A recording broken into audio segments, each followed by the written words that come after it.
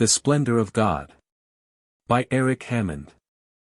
The Benediction of Abbas Effendi, the prophet of the Bahai religion, to the author of this book. O God, bring this servant of thine near to the divine threshold, give him life through the breath of the Holy Spirit. Open his eyes, loosen his tongue, and cause him to walk in the path of the kingdom.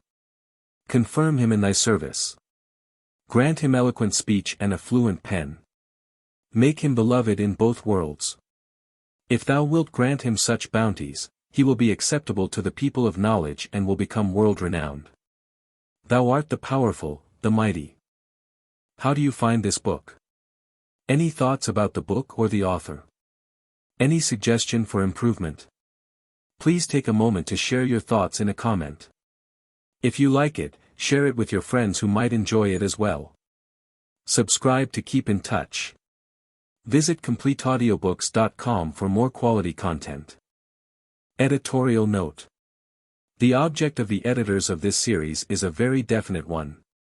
They desire above all things that, in their humble way, these books shall be the ambassadors of goodwill and understanding between East and West, the old world of thought and the new of action.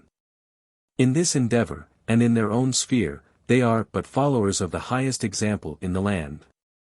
They are confident that a deeper knowledge of the great ideals and lofty philosophy of Oriental thought may help to a revival of that true spirit of charity which neither despises nor fears the nations of another creed and color.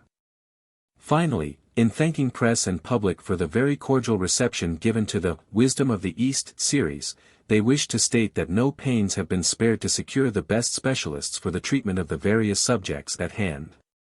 L. Cranmer Bung. S. A. Kapadia. Northbrook Society. 185 Piccadilly, W. A Glimpse Through the Gate. In the beginning was the Word and the Word was good. To trace the Word back to the beginning of things, if that were possible, would be to lead back also to the heart of things, to the soul of religion.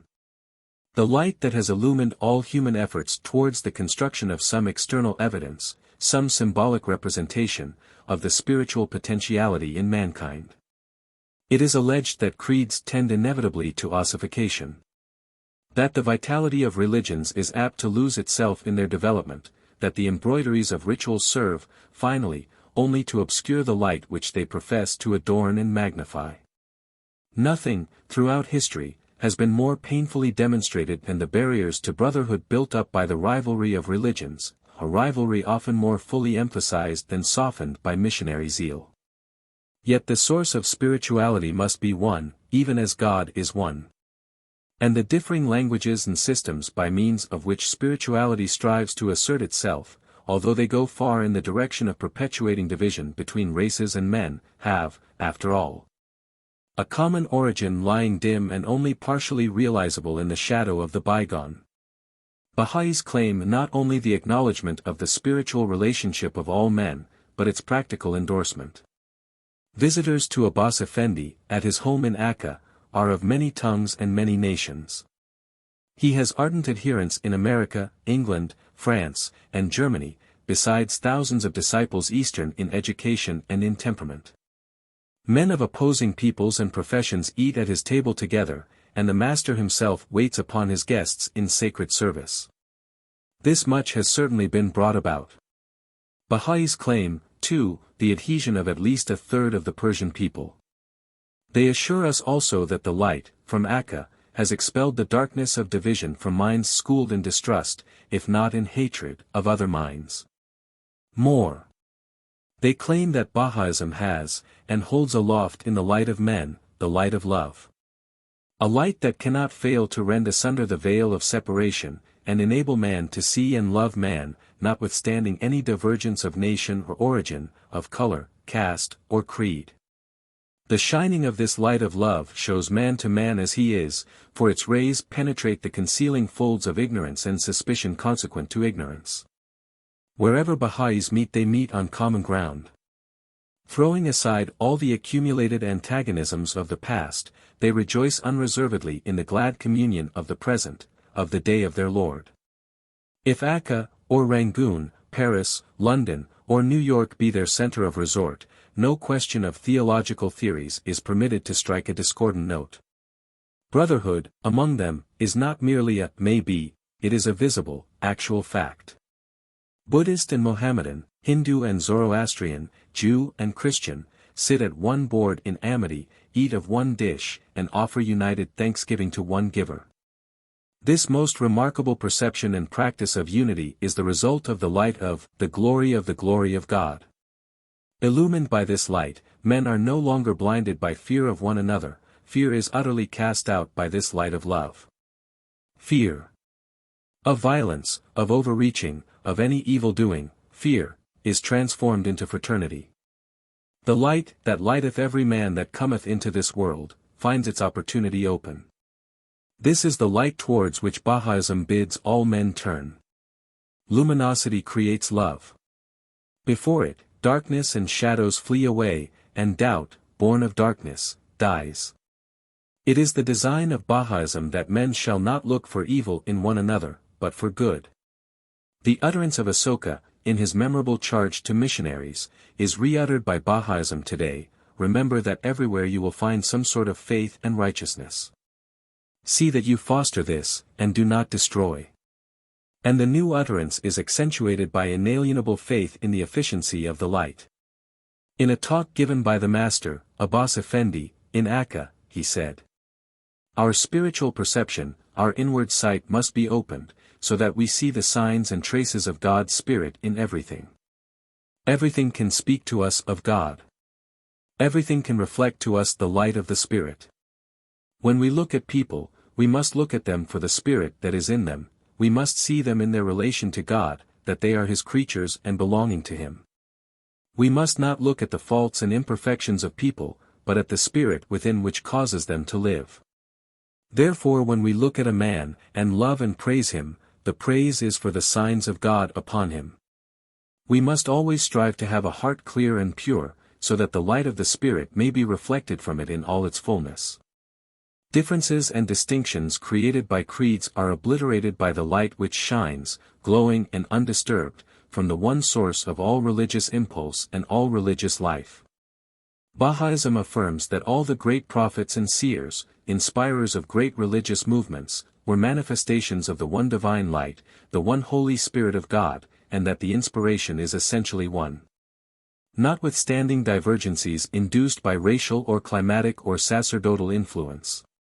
The Master, Abbas Effendi, has declared, "O people! The doors of the kingdom are opened, the sun of truth is shining upon the world. The greatest and most glorious light is now manifest to illumine the hearts of men. The light of knowledge hath appeared, before which the darkness of every superstitious fancy will be annihilated." Invited to inquire into the motif and the bearing of the Bahais, we are immediately notified that the secret, the impulse, the performance of the underlying principle of unity is indubitably with them. We find in them a consistency, a harmony, commanding reverential consideration. Their attitude towards men of all lands and all languages, their philosophic and practical acceptance of the oneness of real religion, compel our studious recognition. This pronouncement of Baha'u'llah is as lucid as it is steadfast. O ye discerning ones of the people! Verily the words which have descended from the heaven of the will of God are the source of unity and harmony for the world. Close your eyes to racial differences. Welcome all with the light of oneness. Be the cause of the comfort and the advancement of humanity. This handful of dust, the world, is one home, let it be in unity. Forsake pride, it is a cause of discord. Follow that which leads to harmony. The spiritual unification of the race is the great aim of Bahaism. It does not propose the wholesale disintegration of creeds and cults, but, looking through these, discerns the shining of the light, behind, beyond. It recognizes the truth in each religious phase, but decries any attempt of any phase to pose as sole interpretation of the truth. It regards the kingdom of God as universal rather than particular in the range of its realm. Each prophet, each seer, had his message to deliver, and the burden of that message, rightly interpreted, was, "The Lord our God is one God," not, "The Lord our God is for one people." These supreme, holy souls, the prophets or manifestations, are godlike in their attributes. The garments in which they appear are different, but the attributes are the same. In their real and intrinsic power, they show forth the perfection of God. The reality of God in them never varies. Only the garment in which the primal reality is clothed is different according to the time and place of their appearance and declaration to the world. One day it is the garment of Abraham, then Moses, then Jesus, then Baha'u'llah. Knowledge of this oneness is true enlightenment. Some see the garment only and worship the personality, some see the reality and worship in spirit and in truth. Some of the Hebrews admired the embroidered beauty of the garment of Abraham, but were blind to the real light which shone upon the darkness of the world through him. Moses was denied, Jesus was denied, crucified. All have been denied and persecuted for this reason. Men see the garment and are blind to the reality, worship the personality and do not know the truth, the light itself. Some worship the tree of life, but do not eat of the blessed fruit of the tree. Therefore differences and disagreements arise in religious belief. If all men ate of the fruit itself, they could never disagree. Terms are of no importance. The fruits of the tree should be our desire.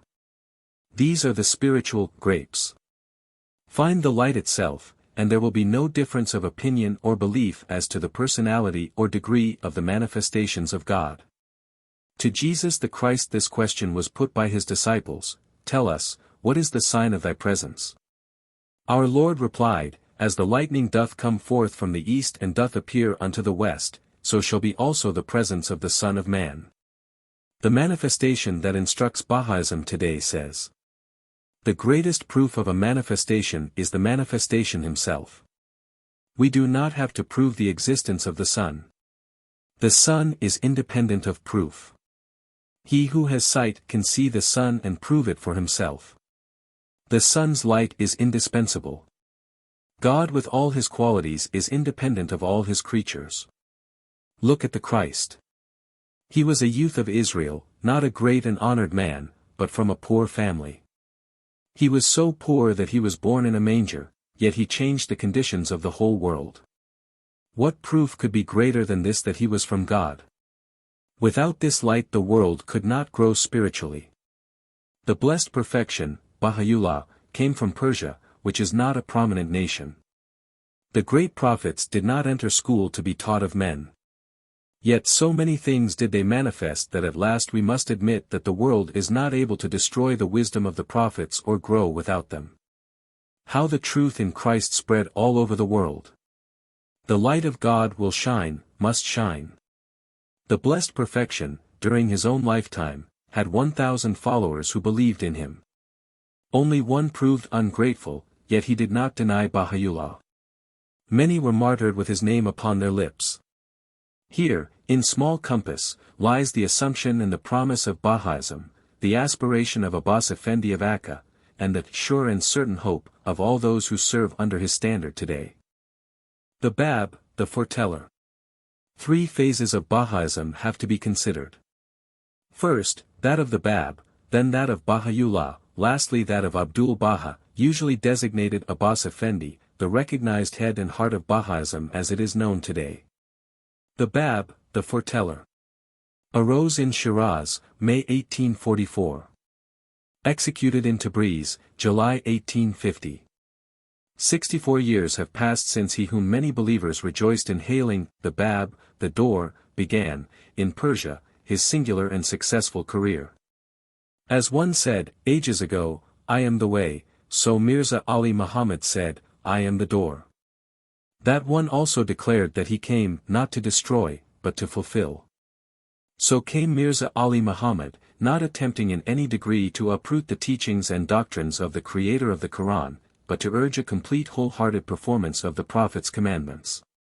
The Bab, for as such he was acknowledged and will be reverently remembered, believed emphatically this, that, in the past, whenever there was need, God raised up a prophet on the earth, bearing a book containing a divine revelation. And he will do the same in the future, whenever there is need. He believed, every whit as emphatically, that he, in his own person, was inspired by God as the prophet for his time. That belief, that inspiration, compelled him to put implicit confidence in the continuity of God's dealings with mankind, a continuity which, always at requisite intervals, proclaims the divine message through prophetic lips. That message should, practically, be one and the same, though the lips that proclaimed it might employ varying words and languages, might even, perchance, direct seekers after God to pursue apparently antagonistic methods. The Book of the Bab was entitled the Bayan, and, taken generally, it constituted a new rendering of much that the Prophet of Islam had written, spoken, and enforced. Steadfast as his belief in himself was, he believed also, as steadfastly, that, while he held open the door of the courtyard of God, another, greater than he, should come after him.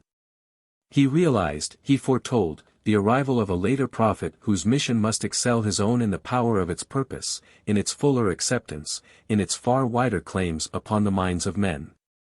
For him, Persia was the center of his action. Its regeneration and reformation, his immediate and ultimate desire. To his successor, the whole world lay open, to be subdued by the strength of the sweetness of the love of God. His own gracious pleadings with his own people were not made in vain. Historic records of the rejection of prophecy by the powers that be were enlarged by another, bitter, chapter. The endeavor of Persian people to put into practice, at his instigation, a deeper, nobler conception of religion, was misinterpreted. The priesthood fought for prestige and privilege. For this fearless lover of the light spoke straight to the hearts of his hearers without priestly intervention or clerical approval. Where the priests were faulty in their duties or in their example, the Bab spoke of the love of God and bade men directly worship and obey him. Priestcraft, backed by governmental action, accused prophet and people of a design to attempt the overthrow of religion and order. Fear entered into the thought of those who, having and misusing the authority of the state, could not, or would not, comprehend these men who looked and longed for the authority of God. These latter sought an entrance into heaven. The former suspected them of endeavoring to set up their own will in defiance of the Shah and of Islam. Discourtesy was followed by abuse, abuse by persecution, persecution by spoliation and execution. After enduring the confinement of a prison, the Bab was shot to death, publicly, in Tabriz. During 2 years the Bab had wrought and taught. The theme of his teaching was always, fitness for God. Purity of life, righteousness of conduct, perfect honesty and honor formed variations of that theme. It was one which, commending itself to those who truly sought to serve and reign with the Creator, caused the Pharisaical and the proud to blaspheme against the speaker. Clerical and constituted authority opposed him vehemently. He was accused, no difficult task in such a country and under such circumstances. Next came imprisonment, lasting 4 years. Throughout this period, notwithstanding anxiety for his many friends, impelled partly perhaps by that anxiety, certainly impelled by the inspiration to work for the people while life lasted, he wrote a large number of epistles and exhortations. His care for his flock concerned their daily doings as well as their eternal welfare. He was literally their Father in God, taking into account all their environment and all their difficulties and directing them so to live in this world as to prepare themselves fully for the endless life to come. Some of the epistles reached one country and some another, and while their author was in prison for conscience' sake, his words made their way far and wide. Readers of most lands had, even then, known something of the work of this earnest and devoted reformer. His institution of a group did much to strengthen and enlarge his influence. It comprised 18 of his earliest disciples. He described them, including himself, as the point, the 19 letters of the living. These chosen persons were carefully instructed how to instruct others, and how to control and advance the reform of soul and of conduct which the Bab endeavored to induce among his beloved Persians. He especially bade these 18 to prepare the way for, and be always ready to receive, one who was about to appear, one whom God would make manifest. The time of the coming of this appointed one was given. That he should surely come, the Bab never doubted at all. When he came, he could not fail to be recognized as a great teacher, who would show signs of divine power and strength. More, through his teachings the divine unity of mankind would be established. Scarcely, perhaps, can too much stress be laid on the Bab's insistence upon the coming of one who should open up and augment the way and the end of his pious design. The Bab's own personal message was, so to speak, intended for the immediate requirements of his time. The light that should enlighten not only Persians but the sons of men generally, would inaugurate a new order of things, regenerating all. Anticipating this arrival, the Bab endured, wrote, and taught, until his accusers charged him with heresy. Confiscation of property was, as might have been expected of the persecutors of that country and period, remarkable for its thoroughness. Poverty, want, sickness, were patiently and uncomplainingly borne. After enduring the strain and confinement of a prison, the Bab was shot to death, publicly, in Tabriz, in July 1850. Imprisonment and martyrdom of the Bab were followed up by a wholesale raid upon his followers. We are told that over 20,000 of these willingly gave up their property, families, and lives, rather than recant their faith. The extraordinary personality and influence of the Bab cannot be gainsaid. His spirituality, his contempt for worldly and material things, his masterful grasp of religious and philosophical points, his vast love for an understanding of the people and their deepest needs, all these substantiated his position and supported his claim. He had exhorted his pupils to endure all, for the sake of God and their faith and his. They obeyed. They went to prison rejoicing in the certain triumph of the truth that they adored, the truth that freed them from the fetters of the world. Torture could not wring expressions of regret from their parched but smiling lips. Life, eternal life, fullness of joy in the perpetual presence of God, had been promised, and, in the conviction that that glorious certainty must be fulfilled in their own experience, they trampled fear of death underfoot. Death had, for them, verily lost its sting. This not for a little time, but for year after year. Indeed, it is noted that these persecutions continued down to the beginning of the new century. In 1901, there were 170 martyrs at one time in the city of Yezda. 1.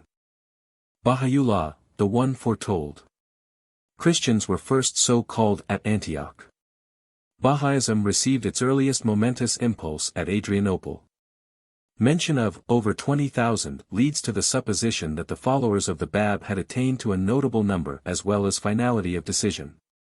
His views had been disseminated throughout Persia, and, to an appreciable extent, beyond its boundaries. Preachers of the new form of the old faith traveled far afield, undeterred by suspicion or surveillance, and, in their journeying, sowed the seeds of belief in many comforted hearts. One or other of these preachers had been heard with avidity by a youth of high lineage, Mirza Hussein Ali, who, drawn by the grace and perfection of the message, became not only a willing adherent, but a zealous and powerful advocate. All the energy he possessed bodily, mental, spiritual, he threw into the service of God and of the Bab. Persian by birth and breeding, a native of Tehran, he came, there, into this world in 1817, his father, we learn, being a vizier, his grandfather Grand Vizier. An aristocrat among aristocrats, he knew little or nothing of the education of scribes or the philosophies of Pharisees. Born in the rank of those who ruled, he had neither opportunity to seek the learning of the schools nor desire to cope on equal terms with the mullahs, with Mohammedan specialists. To pose as a priest in ordinary was out of his power. The lore of the sacerdotalist was outside the scope of his station. Unable to rely on knowledge acquired by man, he had, perforce, to trust implicitly to inspiration, and inspiration supported him to a marvel. He was something short of 30 when he attached himself to the Babish and became their unfaltering teacher and leader. Like Francis of Assisi, he chose poverty and vilification with the followers of the faith above the state and luxury of his peers in high places. Like Paul of Tarsus, he preferred affliction with the people of God. Like Gautama the Buddha, he, quietly yet gloriously, shared in the great renunciation. Like the Hebrew psalmist, he might have sung, "I had rather be a doorkeeper in the house of my God, than dwell in the tents of wickedness." He speedily acquired a position of admiration and reverence. His kindly, straightforward character, his profound devotion to the Bab and his principles, were appreciated long before he declared himself to be the one whom, according to his predecessor, God would make manifest. The persecution and martyrdom of the Bab, and the persistent maltreatment of the Babish, resulted in an even closer clinging to the Prophet's revelations.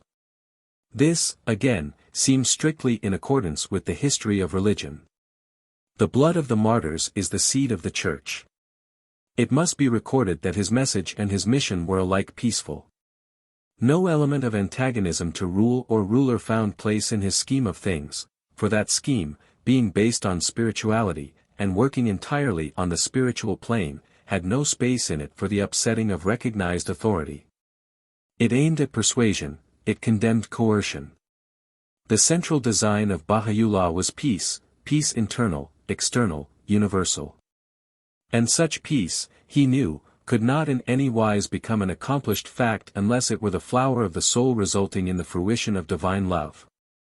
We must note, too, in this connection, that the Bab had specifically prophesied the advent of one whose words and wisdom would substantiate his position as Godhead made manifest. His character would be akin to the light of the world. Radiating, penetrating, informing, spreading near and far the beams of a sun of righteousness. As we have seen, no seeds of discord were cast on the political field. But, in this drama of the incoming of a novel representation of eternal faith, insinuation and denunciation had play in place. No violent outcry against the powers that be had any part in Baha'u'llah's project of peace. We are forced to record the fact that these powers could not, or would not, bear the advent of the light. In agreement with historic precedent, persecution followed, fierce, fanatic, almost inhumanly cruel. Imprisonment, confiscation, and torture served to impart firmer faith. Within a year of the Bab's unrighteous execution, a number of his people were confined, Baha'u'llah among them. Tehran, which bore him in a palace, put her noblest born in prison. He was kept in chains and his wealth appropriated. Family estates, vast and remunerative, there were, we learn, no fewer than 5 of these, were annexed, by authority. Finally he, with his friends, became exiled to Baghdad. Still he taught, still his influence increased, still greater affection and devotion centered around him. Retreat into the wilderness, passing apart to pray. Retirement from men, in order that the vision of God may be apprehended. Has any prophet or seer prophesied or seen without this? Baha'u'llah spent 2 years alone among the mountains hard by Baghdad, praying, meditating, dwelling there with God. After this came the time of the proclamation. His declaration of himself as the fulfillment of the foreteller's prophecy, the manifestation of God, was apparently, at first, made at a period of anxiety and distress, to a few of the elect. The public proclamation did not occur for 4 or 5 years, when, being uttered, it was forthwith accepted by the great majority of the Babish, the Bab's adherents, as of divine origin. Baha'u'llah was now the generally recognized chief of the movement. Disciples formerly calling themselves Babish, adopted the title Bahais. The main motive of Baha'u'llah's mission was that of establishing peace and religious unity too in the world. Baha'u'llah declared himself in 1863. Having journeyed with them to Baghdad, we must accompany him and his people farther still. Fear took hold upon the Mohammedan mullahs, unfeigned fear of the Prophet's predominance. Were all in the land living in love and peace and unity, what might become of the priestly power and purse? The mullahs sent to Constantinople for official interference and assistance, and their petition was answered. The Bahais were summoned to the capital. Banishment to Adrianople, so ran the unalterable decree. To Adrianople our persecuted religionists were bidden. During his residence there, Baha'u'llah found time to address the Pope and the monarchs of Europe in epistles urging the establishment of unity, the abandonment of injustice, and the abolition of warlike practices. Adrianople was not permitted to contain him long. He and his friends were finally sentenced to exile at Akka, Acre, in Syria, actually a penal colony north of Mount Carmel, a place dreaded for its pestilential atmosphere and its inaccessibility. The thought that fever might speedily attack and slay the prophet bred a hopeful joy in his persecutors' minds. They arranged, with considerable cruelty, that the faithful few should exist as best they could in a couple of rooms in the barracks of the town. There were some 70 confined so for 2 years. The indictment leading to this severity comprised many misdemeanors. These God-fearing, God-seeking souls were accused as murderers and thieves. They were branded as nihilists. For liberty, freedom of any sort, was forbidden them. Of a truth they endured hardships, as good soldiers, of the cause that was, for them, far more captivating than bodily captivity, they still rejoiced in the light that led. Among the 70 suffered Baha'u'llah's brother, to whom death brought release. Such was the insecurity of the roof of the place that, while he sought purer air than that of the room below, and greater quiet for reflection on the things of God, it gave way. He who prayed fell through the roof, and so died. Despite the close confinement, the absence of any comfort, the unhealthiness of their condition, the prisoners conducted themselves with unfailing courtesy and gentleness. They found grace in the eyes of the governor of their jail, who, probably touched by the death of his brother, gave Baha'u'llah leave to hire a house within the town. Even here he was obliged to live and move and have his being, in one apartment only, and this for 7 years. One governor left, another came. Each, before his term expired, or, for some end, he was withdrawn, learned that respect and reverence were due to these kindly, uncomplaining folk. A most welcome extension of privileges came with later years, and the prophet, at length, found himself allowed to wander, within a radius of 18 miles. So, persecuted but not forsaken, Baha'u'llah dwelt on sacred soil, working on, teaching on, never dreaming of despair. Captivity lasting 40 years had, surely, weakened if not destroyed both hope and faith in an ordinary mind. Equally surely, the strengthening and growth of hope and faith with each year as it came and went, furnishes emphatic testimony to Baha'u'llah's claim that his spiritual support and sustenance were divine. He remained mentally vigorous until, in 1892, when 75 years old, he was called to the nearer light. It is at least an interesting coincidence, that from the very quarter of the East from which a great light shone 20 centuries ago, Baha'u'llah should have been compelled to dwell. Baha'u'llah, the glory of God, and that thence his light should have also shone, illuminating Jew and Gentile, Moslem and infidel. Here, at Akka, he who at Tehran was for his goodness and benevolence called the Father of the Poor, possessed his soul in patience, in poverty and degradation, yet lived to dispense the light. Imprisonment and ignominy failed to darken the rays that penetrated far beyond the walls of Akka. That obscure town, by sheltering the prophet, became the lantern of the light. By word and pen he had prepared men for the reception of illumination. He wrote tablets to friends and inquirers at home and abroad, abundantly explaining the why and the wherefore of his mission on earth. He did not profess the creation of a new creed or to plant the roots of a new religion. On the contrary, he taught that all religions sprang from the divine root. He desired rather to revoice the utterance of those divinely appointed ones on whose words and authority the religions of the world were based. This new utterance was indispensable to the welfare of the world, for people had become careless and given over to laxity of thought and life. Every man was bidden to remain in affiance with that form of faith in which he found himself, but to break through the incrustations that had hidden its power and beauty. The true spirit of the founder of the faith would then again become recognized, and the believer was urged to follow and obey that spirit in sincerity. The truth had, so Baha'u'llah taught, been revealed by those inspired ones after whom the great religious bodies were named. These had appeared at different historic stages, in diverse places, during various eras in the progress of humanity, but the essence of their message had been one and the same. Its expression only had differed, in order to accommodate it to the requirements of time and place. Baha'u'llah's gracious persistence in this inner truth, the life-giving element in every religion worthy of the name, had a notably unifying effect upon those who heard, and, hearing, saw.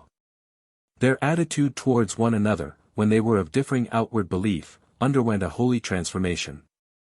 Men of one creed grasped the hands of those of another creed. Religious fraternity, experienced in the heart, became visibly manifest in the life. The head followed where the heart led. 5. Under the holy influence of Baha'u'llah, his followers rejoiced in putting the brotherhood of the race into everyday practice. In all circumstances, whether of kindness or cruelty, of courtesy or of disfavor, the Bahai employed the soft answer that turneth away wrath. Through each chapter of the volume of life the theme of Baha'u'llah's message passes, leaving in its wake the power of his personality, the sweetness of his soul. Swayed by his gospel, Baha'is believe in and employ perfect amity towards all men. Unswerving toleration towards the perceptions and principles of others than themselves. Manifold tablets and treatises of instruction fell from Baha'u'llah's pen. One treatise, entitled the Book of Laws, contains text upon text of commandments invaluable not to Baha'is alone but to all the men of all the world. In it he orders the sword to be set aside forever, to be replaced by the word. He inculcates the settlement of national differences by arbitration. He enjoins the acquirement of one universal language to be taught to all children in all schools so that the whole world may become one homeland. Boys and girls are to be educated alike, and the education must be the best possible, participated in by the children of the poor as well as those of the wealthy.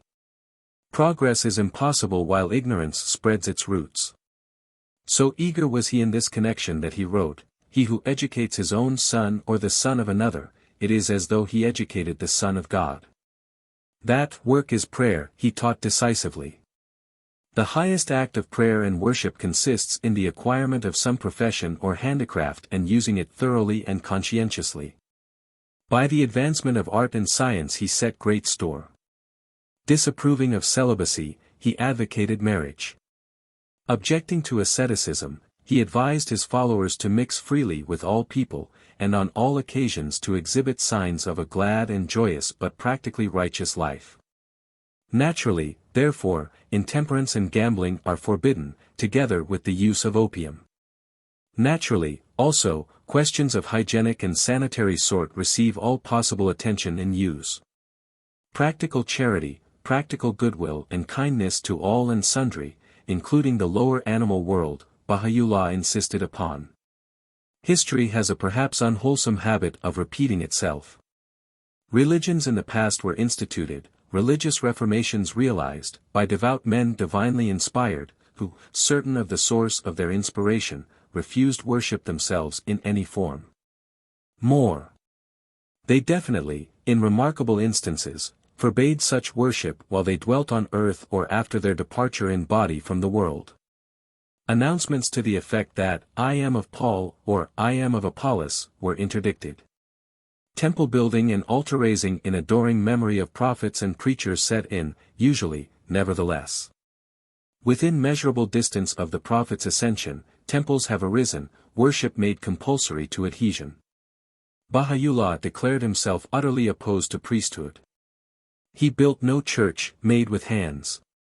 Teachers of his gospel of the light may not take fees or stipends for their teaching. The necessities of living must be earned by them, even as St. Paul wrought at sail-making for food. This lofty impression of spiritual practice presents an ideal worthy of profound consideration, of cordial imitation. That it passes beyond the ideal by having been, and being, the rule of life among the Bahais, is an accredited fact. That this religion of the light is the need of the world throughout. That his mission, and that of his successor, was to illumine the dark places of the earth, Baha'u'llah knew. The world awaited him and he had come. The light, enkindled, must regenerate man. In Farseeing Faith, he wrote, "O children of Baha! Associate with all the people of the world, with men of all religions, in concord and harmony, in the spirit of perfect joy and fragrance. Remind them, also, of that which is for the benefit of all.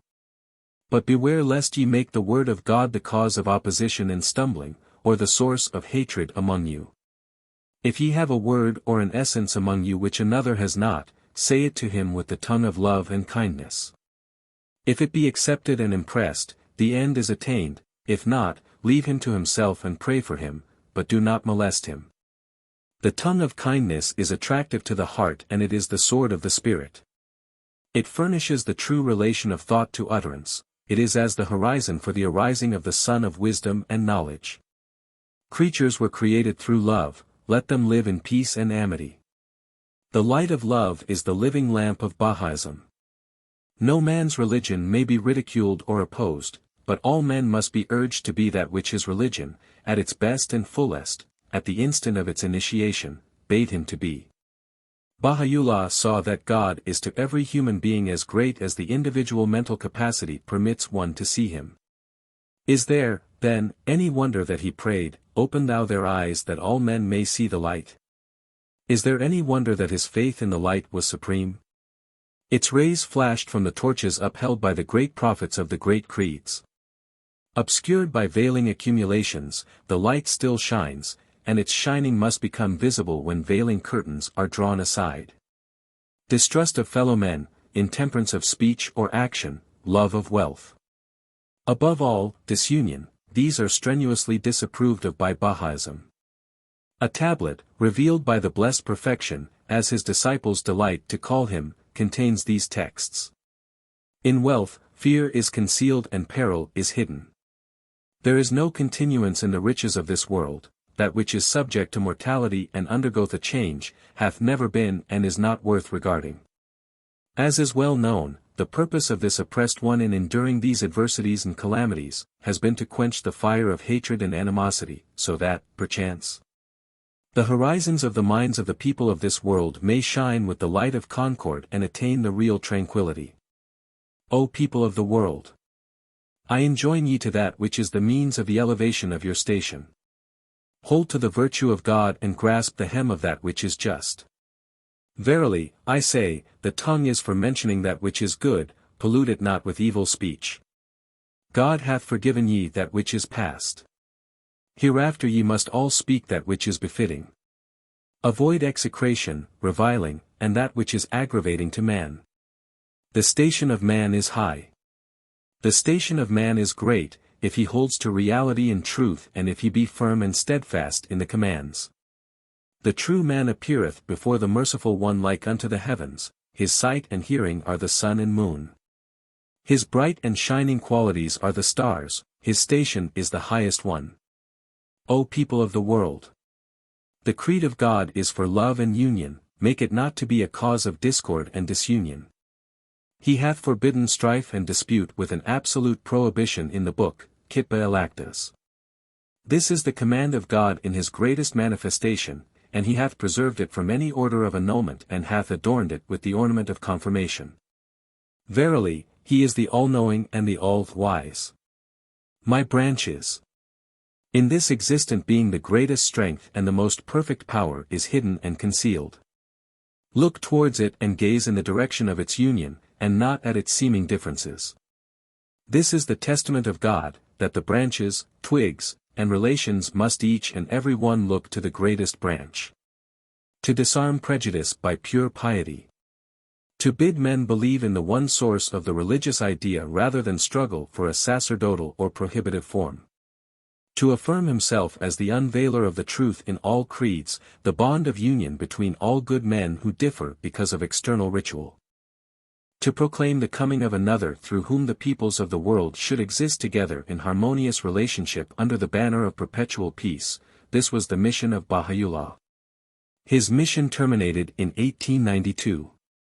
It remained for his appointed successor to inaugurate another and larger presentation of the principle of universal peace and of the divine unity which the Bab and Baha'u'llah had preached and prayed for. Abdul-Baha, the servant of God. Abbas Effendi. That the Bahais should not be left unshepherded was foreordained. Baha'u'llah, with unerring insight, recognized the undoubted fitness of his eldest son for the leadership of his fast-increasing flock. This son, known now as Abbas Effendi, was born on May 23, 1844, the day on which the Bab began his ministry. 6. Not only had he eagerly assimilated the instructions of the Bab, he had also perceived and rejoiced in the fulfillment, in his father's person, of the Bab's prophecy that God would become manifest. His acquiescence in, and joyous acceptance of Baha'u'llah was complete. He called him Lord as well as Father. Used to the existence of the exiled, accustomed to all the details and requirements of the position.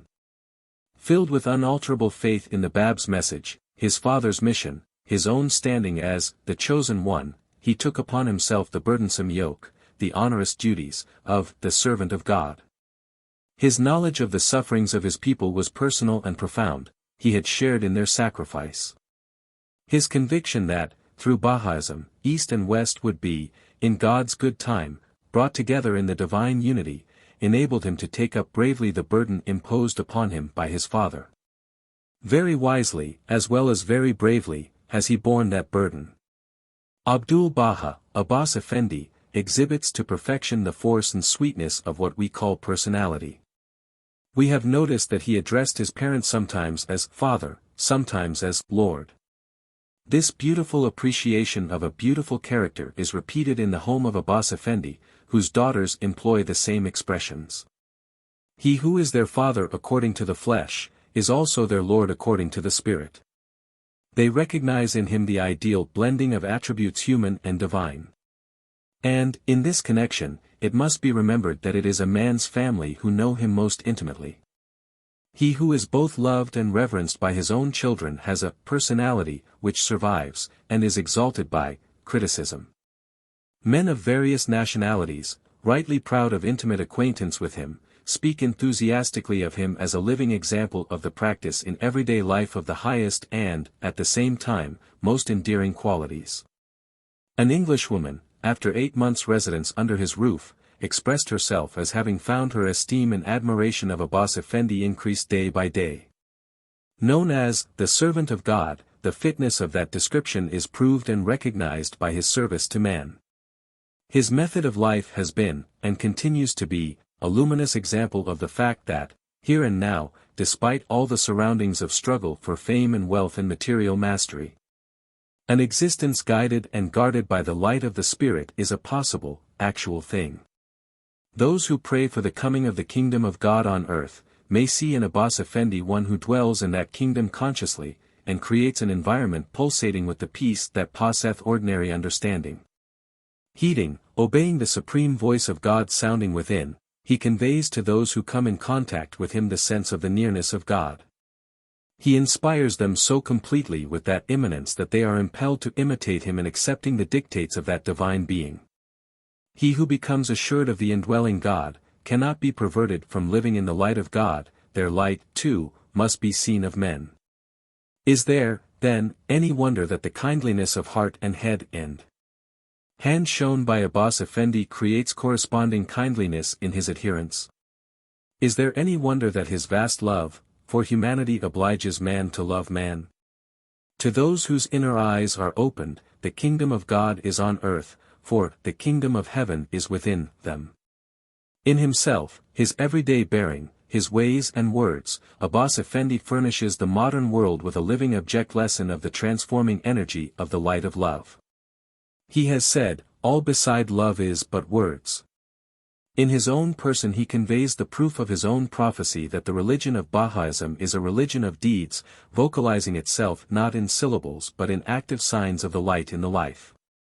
The author of the fourth Gospel wrote, "The life was the light of men." He bids his followers to recognize the rays of the light wherever they may appear, in any country, in the professors of any creed. The light, the unifying influence, should draw men of all classes and conditions together, by dissolving clouds of difference that tend to separation. He assures his people that the world has received enlightenment through divinely inspired seers who, from time to time, have appeared. Every religion that has arisen in the world owed its rise to these. Thus every religion is of divine origin. Prophets have proclaimed truth, teachers have unfolded the will of the highest, each prophet, each teacher, of any religious school, has fulfilled the function of a lamp through which the light has shone upon men.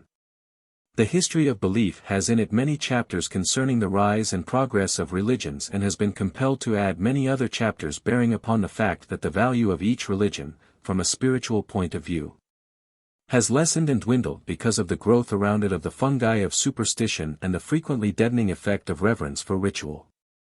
These inevitably shade the shining of the light and prevent its irradiance. Thus life, created and moved by light, becomes dull in sympathy with the dimness of the light. Then, at such periods, a new lamp is necessary. A new prophet passes into being, and the world once again rejoices in one who is made manifest by reason of the luminosity of the light with which he is privileged to move among men. By virtue of the light borne by himself, he would lead men on the path of peace. His light shines full upon the oneness of man with God. If climatic and geographical considerations have produced antagonism, it is certain that a creed in one quarter has created a crux in another. Men's vision, obscured by films that have imposed themselves upon faith, could not descry hope in one another's outlook. Spiritual perception required, in these latter days, a fresh and lustrous exposition of the eternal light. Hence the coming of the Bab, the succession of Baha'u'llah, the culminating influence of Abbas Effendi, who spends himself making clear to men the solidarity of the race as one with each other and with God. His life is his lesson. He lops off no limb of religion from the body of mankind. He urges men to be true to that aspect of the highest that appeals to them, for the core of each creed is truth, the seed of each religion was sown by the Lord. That Baha'u'llah acted wisely and well in proclaiming his son Abbas Effendi his successor, events have plentifully proved. Courteous, kindly, dignified, his personality fascinates and compels towards goodness. Honorable and just, he so disarms prejudice that his jailers have become his friends.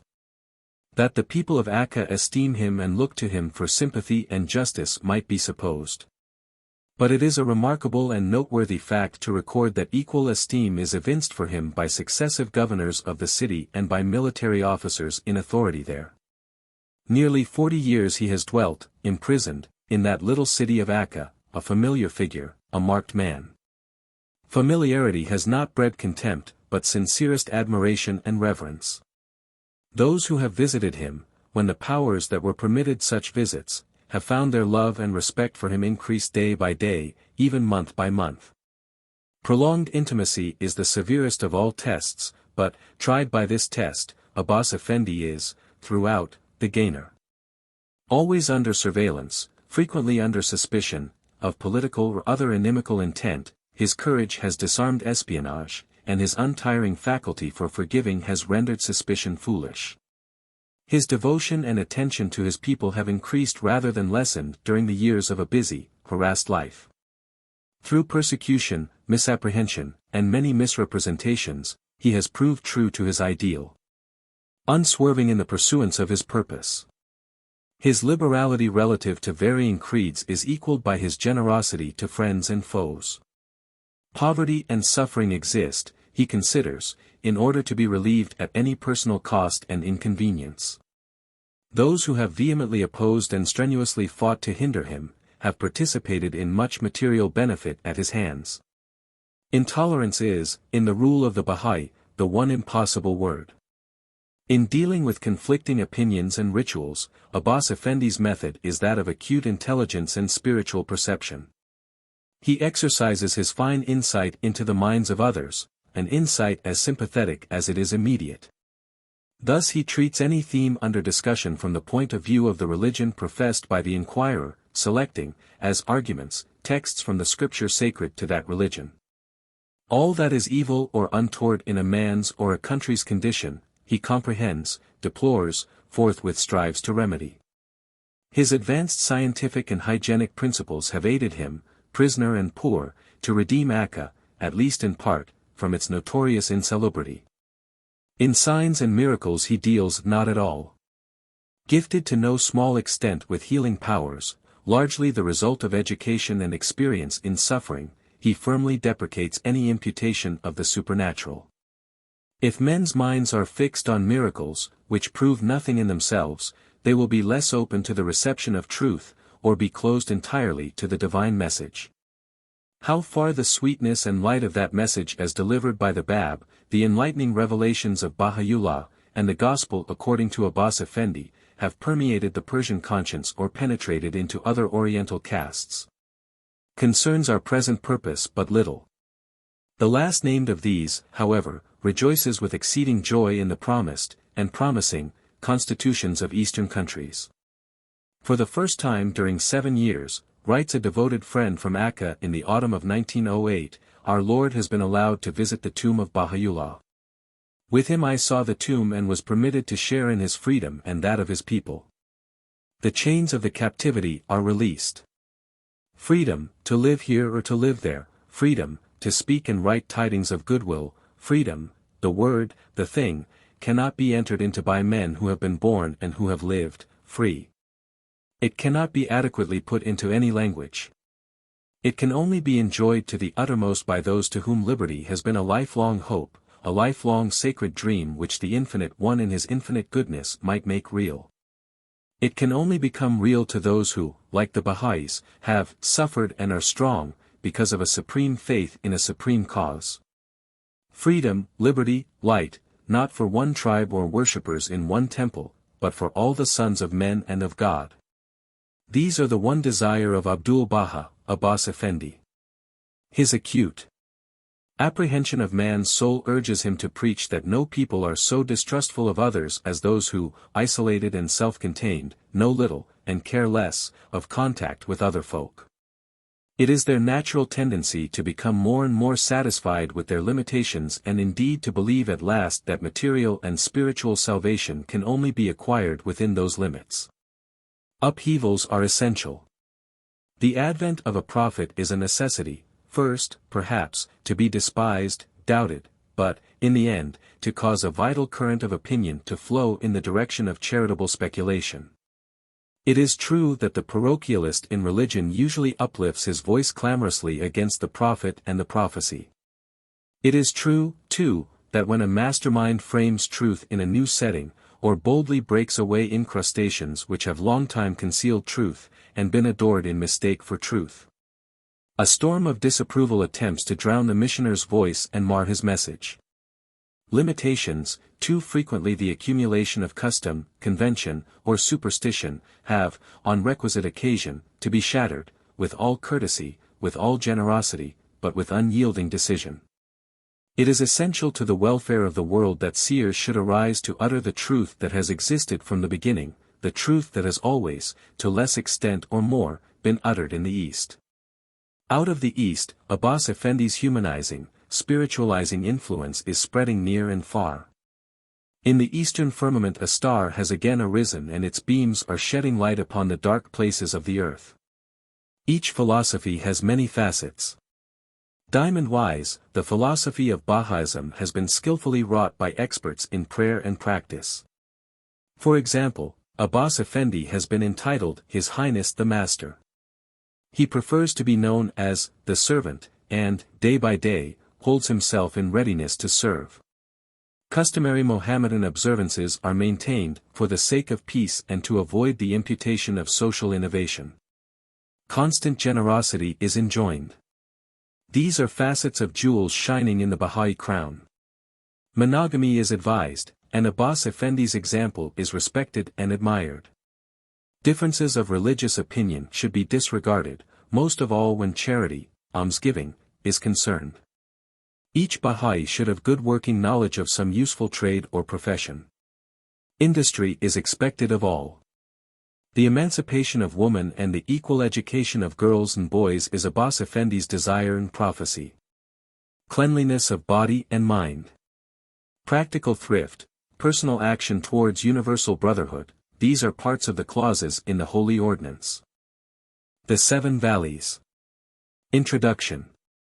The written word of Baha'u'llah is possessed of much direct instruction, conveyed very beautifully, having always a helpful and inspiring note. Let us wander, if you will, for a little time, with him in the 7 valleys, 7 stations, so to speak, on the divine way. We shall find these stations in a veritable garden of the soul. They are described in the form of answers to questions put by a mystic Sufi, a Mohammedan named Sheikh Abdur-Rahman. Our gleanings from these answers, or tablets, will be gathered from Ali Kuli Khan's translation, issued by the Bahai Publishing Society in 1906. We will note that these answers are further described as revealed. That, naturally they are presented with a glowing and ornate oriental wealth of imagery. Much of this we must leave ungarnered, contenting ourselves with enough of the real fineness of the work to give us a clear conception of the thought behind it. It begins thus. In the name of God, the compassionate, the merciful. Praise be unto God, who caused existence to appear from non-existence, inscribed the mysteries of the existence on the tablet of man and taught him the explanation of that which he knoweth not. I mention unto thee holy, brilliant allusions from the stations of glory, so that they may attract thee unto the court of holiness, nearness, and beauty, and draw thee unto a state wherein thou shalt see naught in existence but the countenance of His Highness thy beloved one. That is the station of which the nightingale of unity hath sung, viz., and there shall appear upon the tablet of thine heart the traces of the subtle mysteries of fear God, and God will instruct you. May it do good unto me, unto thee, unto whomsoever may ascend to the heaven of knowledge, and to him whose heart is fascinated by the zephyr of assurance wafting upon the garden of his innate heart, from the Sheba of the merciful. Peace be unto those who follow guidance. It must be remarked that the stages of the journey of travelers from the earthly dwelling to the divine house have been designated to be 7, some have spoken of these as 7 valleys. And they have said, not until the traveler migrates from self and accomplishes these journeys, will he arrive at the sea of nearness and union. The first valley. The valley of search. The steed upon which to journey through this valley is patience. In this journey the traveler will reach no destination without patience, nor will he attain to his aim. He must never be dejected. Were he to endeavor for 100,000 years, and see not the beauty of the friend, he must not be downhearted.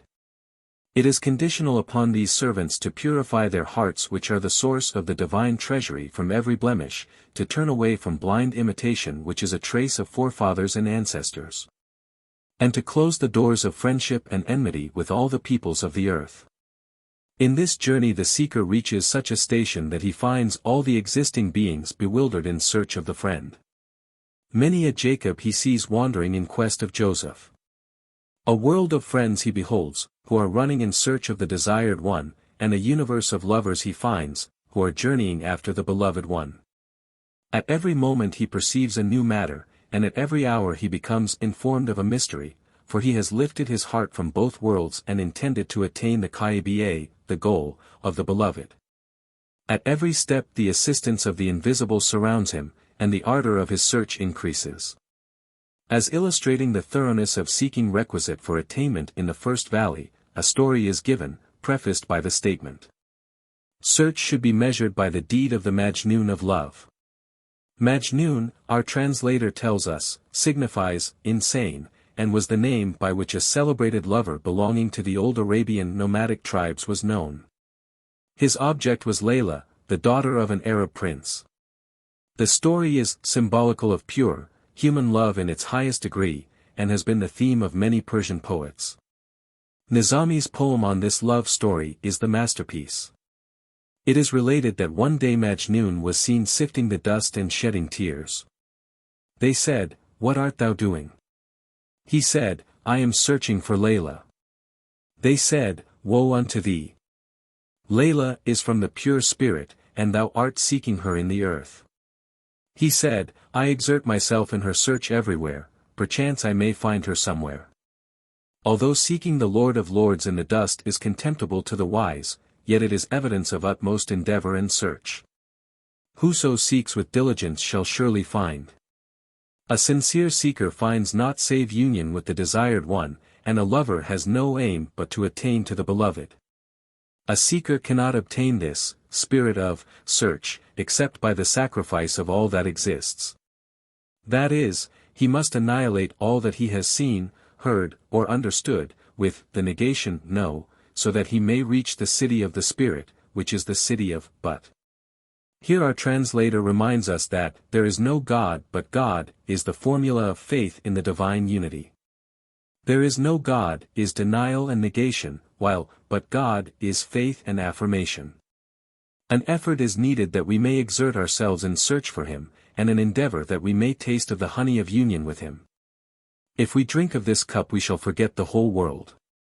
In this journey the traveler sits on every soil and dwells in every land, and seeks the beauty of the friend in every face. He searches for the beloved one in every country, he joins every multitude. Perchance he may discover the mystery of the beloved one in some head, or behold the beauty of the desired one in some visage. If, through the assistance of God, he find, in this journey, a trace of the traceless friend, he will immediately step into the valley of love and become melted with the fire of love. The second valley. The valley of love. In this valley the heaven of attraction is lifted up, the world-illuminating sun of longing dawns forth and the fire of love becomes ablaze. And when the fire of love is become ablaze, the harvest of reason will be wholly consumed. At this time the traveler is unconscious, both of himself and of aught else save himself. He knows neither knowledge nor ignorance, neither doubt nor certainty, neither does he recognize the morn of guidance nor the eve of error. He avoids both infidelity and faith. Thus it is said by Adar, one of the great, inspired Sufi leaders, poets and philosophers of the Middle Ages of Islam, leave infidelity to the infidel and faith to the faithful. A single particle of pain, in thy love, is enough for the heart of Adar. The steed of this valley is pain. Without pain this journey will never be accomplished. In this stage the lover has no thought but of the beloved one, and seeks no shelter but the desired one. At every moment he freely gives 100 lives in the path of the beloved, and at every step he throws 1,000 at the feet of the friend. O my brother! Not until thou enterest the Egypt of the Spirit wilt thou attain, to the Joseph of the beauty of the friend, not until thou, like Jacob, give up thine outward eye, wilt thou open thine inward eye. And not until thou art ablaze with the fire of love wilt thou associate with the friend of ecstasy. A lover fears nothing, and no loss can do him harm.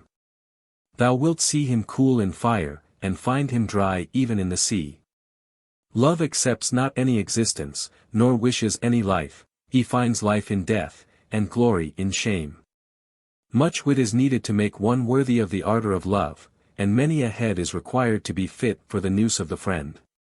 Blessed is the neck which falleth into his noose, and happy is the head which is dropped on the dust in the path of his love. Be alien to thyself, that thou mayest find thy way to the incomparable one. Abandon the mortal earth, that thou mayest take residence in the divine nest. Nothingness is needed until thou mayest kindle the fire of existence and become acceptable in the path of love. Love does not accept a soul alive, to material things. A falcon preys not on a dead mouse.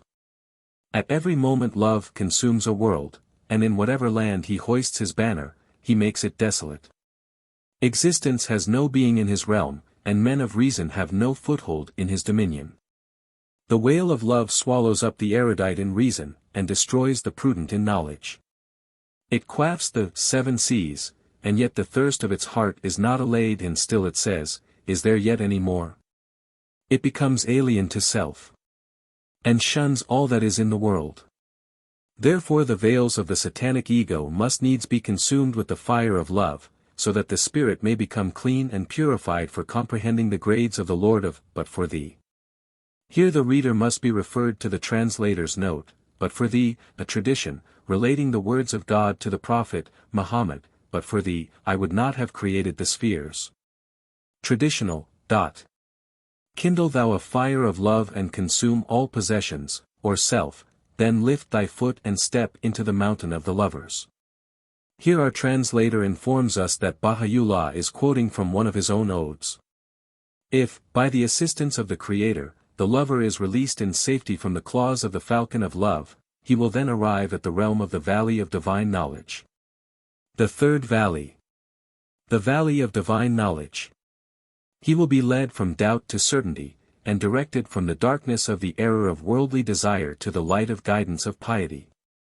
His inner eye will be opened, and he will engage in close communion with his beloved. He will open the portal of truth and devotion and close the doors of superficiality. In this state he will yield to the divine decree, will see war as peace, find the significances of life in death, perceive the mysteries of the other world in the regions of creation with the outward and inward eye.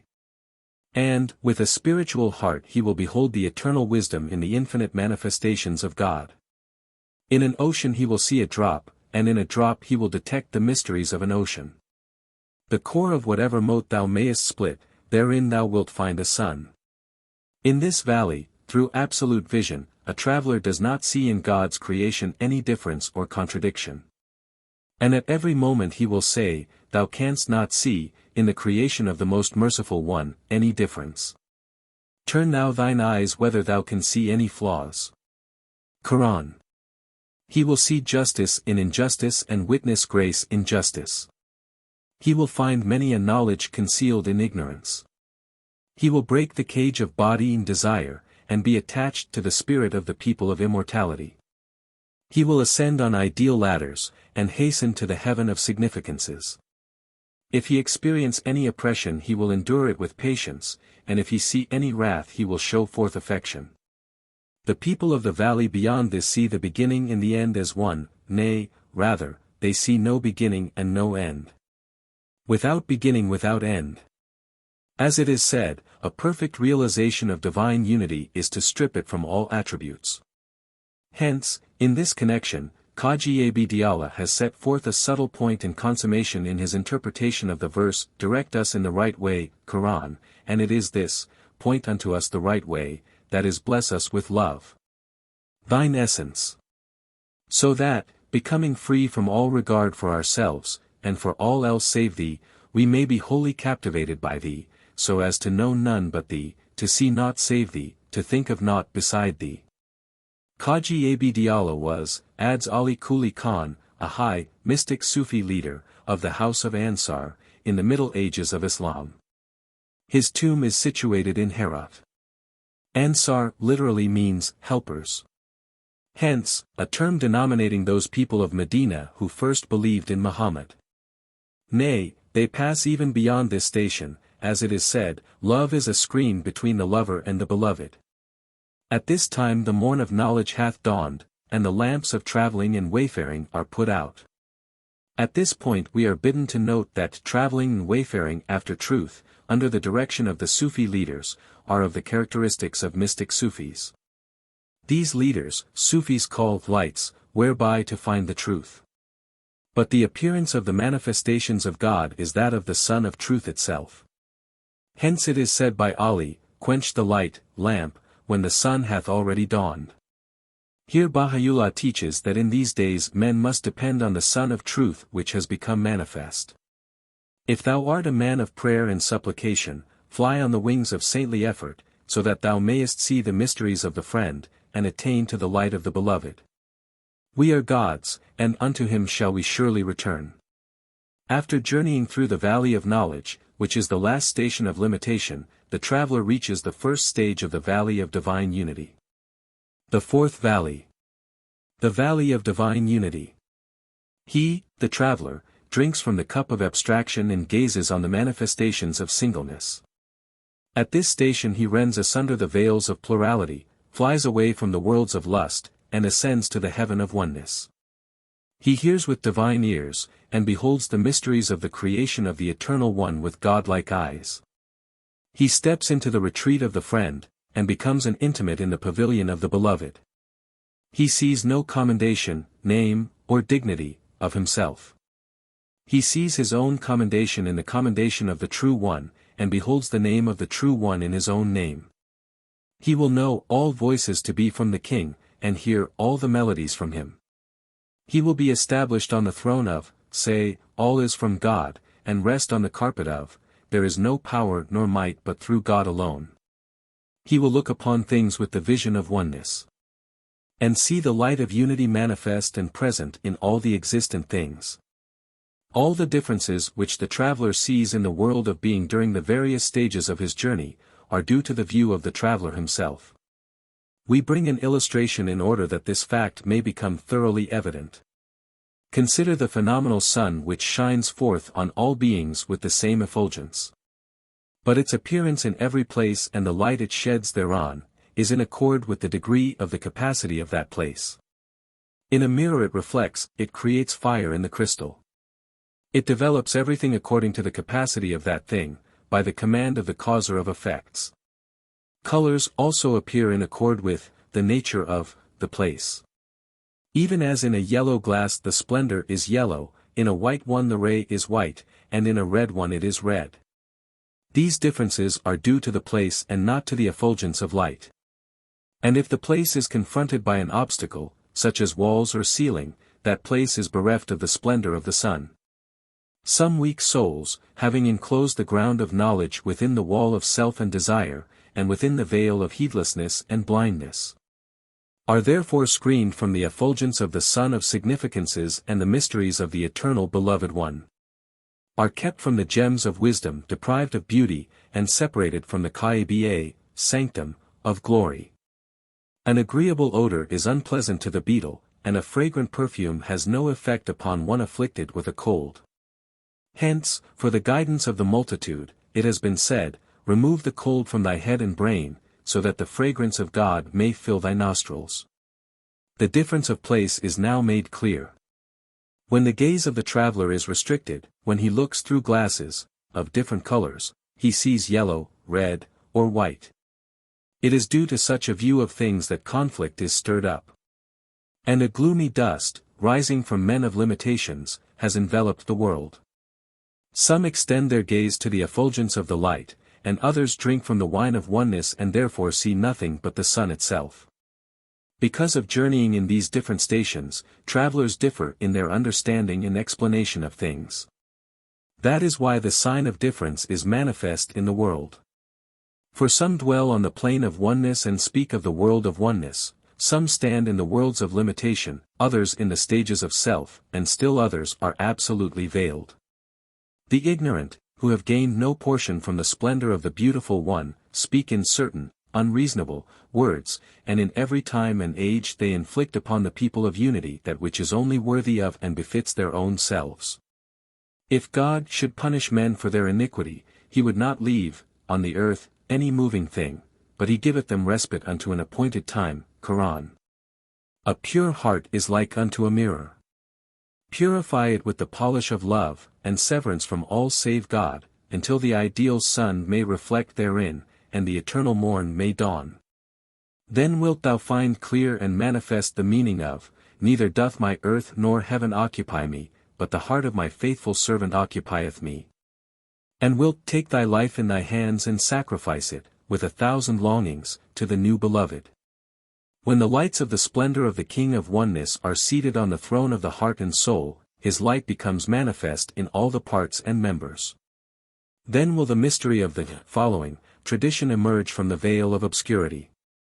A servant always draws near me with prayers, until I respond unto him. And when I have responded to him, then I become his ear wherewith he heareth. For, in this case, the owner of the house becomes manifest in his own house, i.e. the heart, and the pillars of the house are all illuminative and radiative through his light. The action and effect of the light is from the giver of light. This is why all move through him, and arise by his desire. This is that fountain wherefrom drink those near unto God, as it is said, a fountain whereof those shall drink who are near unto God. Let no one suppose these explanations to be redolent of anthropomorphism, or indicative of a degrading or restricting of the worlds, or states, of the true one to the planes of the creatures. For God, in his essence, is sanctified above ascent or descent, entrance or exit. He has been, and will be everlastingly independent of, or free from, the attributes of the creatures. No one has known him, and no soul has found out his substance. All the sages are bewildered in the valley of his knowledge, and all the saints are perplexed, in their endeavors to comprehend his essence. He is purified from being comprehended by all men of comprehension, and is exalted above the knowing of men of knowledge. The road, to his essence, is barred, and search, therefore, is rejected. His evidence is his sign, and his being is his proof. Thus the lovers of the face of the Beloved One have said, O thou whose essence alone bears evidence of the essence of him who is sanctified beyond homogeneity with his creatures. How can a mortal shadow compare with the immortal sun? Yea, Such mentions as are made concerning the stages of knowledge, concern only the knowledge of the splendor of that Sun of Truth which becomes manifest in the mirrors, i.e. prophets, manifestations. The reflection of that light is within the hearts, but it is veiled through sensual coverings and accidental conditions, as is the case with a light enclosed within an iron lantern. When the lantern is removed, the radiance of the light will appear. Likewise, when one rends asunder the elusive veils from the face of the heart, the light of oneness will dwell therein. Wherefore it is known that even for the splendor of the Sun of Divine Essence, there is no entrance nor exit, how much less for that essence of beings and that mystery of the Desired One. Reflect upon these stations with verification, and not with blind imitation. The repellent avant of words cannot repulse the traveler, after truth, nor can the terror of illusions impede him. What veil can stand between the lover and the beloved? The wall of Alexander itself can be no obstacle or screen. Mysteries are many, and strangers are countless. Books are not sufficient for the mystery of the beloved, nor can it be exhausted in these tablets, although it is no more than one word, and but one allegory. Knowledge is but one point, but the ignorant have multiplied it. I do not wish to mention much of the former sayings, for to speak of the sayings of others would be an evidence of acquired learning, i.e. mediate knowledge, and not of the divine gift, i.e. immediate knowledge. Moreover, such explanations are beyond the limits of this treatise. My forbearing to speak of the sayings of others is not due to pride, but because of a showing forth of wisdom and a manifesting of the gift. This servant accounts himself as nothing, even in the court of one of the beloved of God, i.e. believers, how much more so in the presence of the Holy Ones. Praise be unto my Lord, the Supreme. Although a short illustration has already been given as to the beginning and end of the relative or dependent, not absolute, world, or plane, yet again we set another example. So that all of the meanings may become manifest in the garment of illustration. For instance, consider how you are the first in relation to your son, and the last in relation to your father, how, outwardly, i.e. according to the soul, you bear evidence of the inward mysteries which, as a divine gift, are deposited within you. Consequently, being the first, the last, the manifest, the hidden, becomes true of you in the sense set forth above. So that in these four grades bestowed on you, you may comprehend the corresponding grades of the divine. Verily, He is the first and the last, the manifest and the hidden. The first is identical with the last, and the last is the same as the first. Enkindle a fire with the love of the beloved one, and consume therewith every thought and pious work. Consider thine own self. If thou hadst not become a father nor seen a son, thou wouldest not have heard even these words. Now, therefore, forget all these, so that thou mayest learn in the school of unity, before the instructor of love, and come back from the stage. Verily, we are, from God, unto, and to Him, we return. Thus thou mayest abandon the abode of unreality, and attain into thine own real station, and abide in the shade of the tree of knowledge. Impoverish thyself so that thou mayest arrive at the court of affluence. Humiliate the body, so that thou mayest drink from the river of glory, and attain unto all the meanings of the poems which thou hast questioned. It is evident that these states depend upon the view of the traveler. In every city he sees a world. In every valley he comes upon a fountain, in every desert he hears a melody. Peace be on whomsoever accomplisheth this supreme journey, and followeth the true one through the lights of guidance. The fifth valley. The valley of contentment. In this valley he, the traveler, discovers the breezes of divine contentment, which waft from the desert of the spirit and consume the veils of poverty. There he witnesses the day wherein God will make all independent out of his abundance. He will witness this day, with his outward and inward eye in the visible and invisible parts of things. He passes from sadness to joy.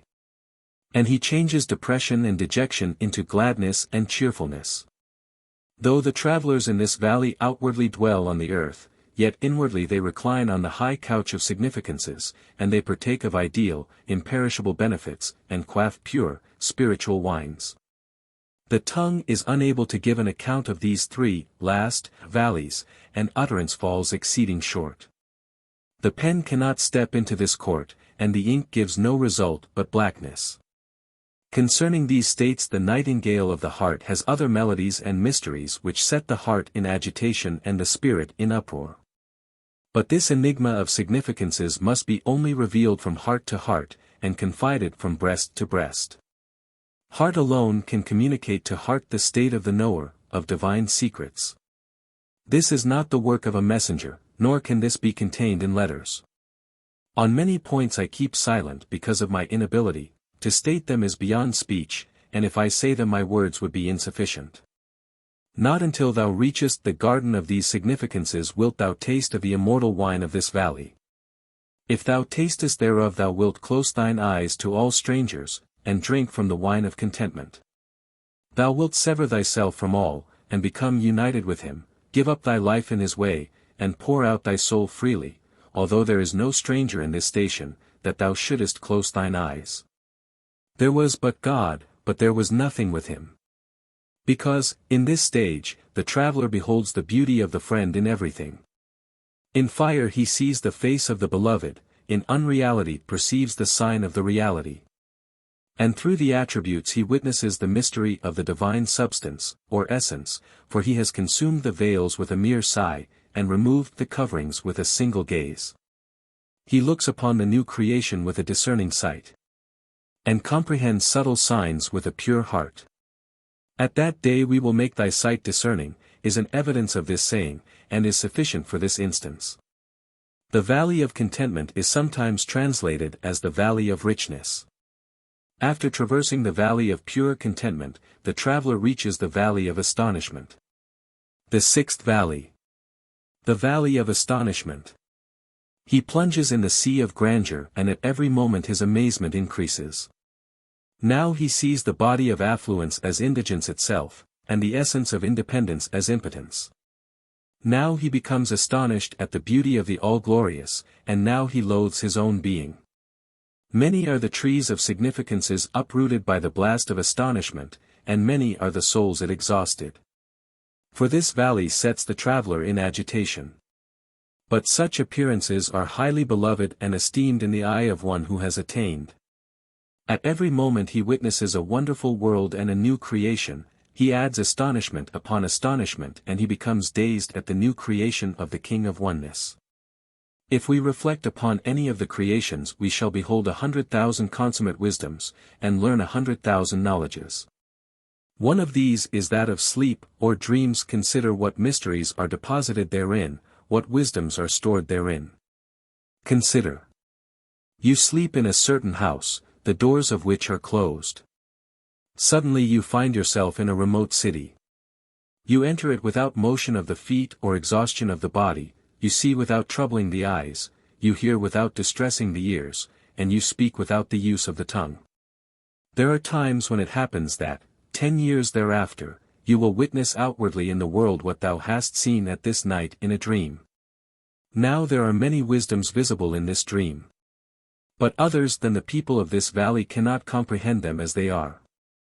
First, what is that world, wherein, without eye, ear, hand or tongue, one realizes the purpose of these senses? Secondly, this day thou sayest in the world of reality the effect of a dream which thou hast experienced years ago in the world of dreams. Reflect upon the differences of these two worlds, and the mysteries deposited therein, so that thou mayest attain unto the confirmations and revelations of the glorified one, and enter into the world of holiness. God, the Exalted, has placed these signs within the creatures, so that philosophers may not deny the mysteries of the afterlife, and not make light of that whereunto they have been promised. For some have clung to reason, and deny whatever cannot be grasped by reason, although the feeble reason can never comprehend these same aforesaid conditions, but only the universal, supreme reason, can do so. How can finite reason comprehend the Quran? How can a spider hunt a simurgh? A simurgh, a griffin, a fabulous bird, the conception of the largest and rarest of birds, mythologically conceived as inhabiting the lofty peaks of Mount Caucasus. All these worlds, i.e. conditions, will present themselves in the valley of astonishment, and, at every moment, the traveler seeks for an increase of such, without becoming exhausted. Hence the Lord of those gone by and those who are to come has said concerning the grades of reflection and the declaration of astonishment, O Lord, increase my astonishment in thee. Likewise, ponder over the completeness of the creation of man. All these worlds and all these grades are enveloped and concealed in him. Post thou think thy body a small thing, while in thee is enfolded the universe. Then an effort is needed that we annihilate the animal condition, in order that the meaning of the human may become manifest. Likewise Locke man, who drank from the fount of wisdom and tasted of the sea of mercy, in demonstrating the states of resurrection to his son Nathan, gave the dream, or sleep, as a proof, and applied it as an illustration. We speak of it in this place, so that this humble servant may leave here a mention of that youth of the school of unity, who was aged in the stages of instruction and abstraction. He said, O son, if thou be not able to sleep, thou wilt not be able to die, and if thou canst manage to not awake from sleep, thou canst manage to not resurrect after death. The heart is a store of divine mysteries. Make it not a receptacle for mortal thoughts, and consume not the capital of the precious life by occupying yourself with this evanescent world. Thou art of the world of holiness, attach not thy heart unto the earth. Thou art a denizen of the court of nearness, choose not an earthly home. In fine, there is no end to mentioning these grades, and this servant has no composure on account of the injuries done by the people of the world. This speech remained unfinished and incomplete. I am disheartened and downcast, O forbear. The pen laments and the ink weeps, and the river of the heart rolls with waves of blood. Naught shall befall us, save that which God hath decreed unto us. Peace be upon those who follow guidance. The valley of astonishment is sometimes translated as the valley of perplexity. After ascending to the lofty heights of astonishment, the traveler arrives at the valley of absolute poverty and annihilation. The seventh valley. The valley of absolute poverty and annihilation. This is the station of dying from self, and living through God, of being poor of oneself, and rich in the desired one. In this station poverty is mentioned as meaning one's indigence in all that is of the world of creation, and one's affluence in all that is of the worlds of truth. For when a sincere lover and agreeable friend attains to the meeting of the beloved and desired one, a fire is enkindled from the radiance of the beauty of the beloved and the heat of the heart of the lover, which consumes all coverings and veils. Nay, whatever is with him, even marrow and skin, will thereby be burnt, and not remain except the friend. When the attributes of the Ancient One became manifest, then the interlocutor, Moses, consumed the attributes of all things accidental. In this station the one who has attained is sanctified from all that pertaineth to the world. If, therefore, those who have attained to the sea of union do not possess any of the limited things of this mortal world, be these things of material belongings or of selfish thoughts, there is no harm in that. For whatever is possessed by men is confined within its own limits, whereas that which is God's is sanctified, from all limitations. Much reflection should be bestowed on this explanation in order that the end may become manifest. This station is that of poverty, of which it is said, Poverty is my glory, Muhammad. Many are the meanings and grades of the outward and inward poverty, which I do not deem appropriate to be mentioned in this place, and which I therefore reserve for some other time, if God will, and the divine decree may ordain. It is in this stage that the traces of all things are destroyed in the traveler, and the beauty of the face unveils itself from the orient of the eternal world, and the meaning of everything is mortal save the face of God, becomes manifest.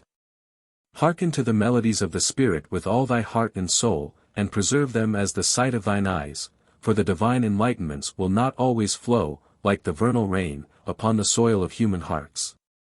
Although the bounty of the Bountiful One is continual and free from interruption, yet for every time and age a certain portion is determined and a certain benefit is ordained.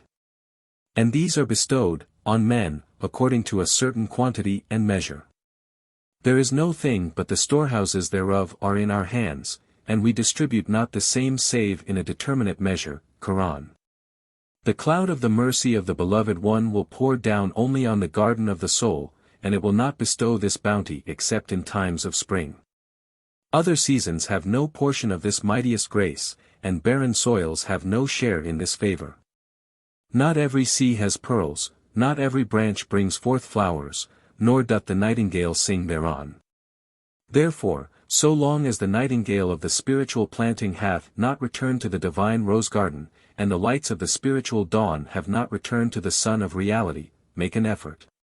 Perchance in this mortal land thou mayest inhale a fragrance from the immortal rose garden, and rest for ever under the shade of the people of this valley, city.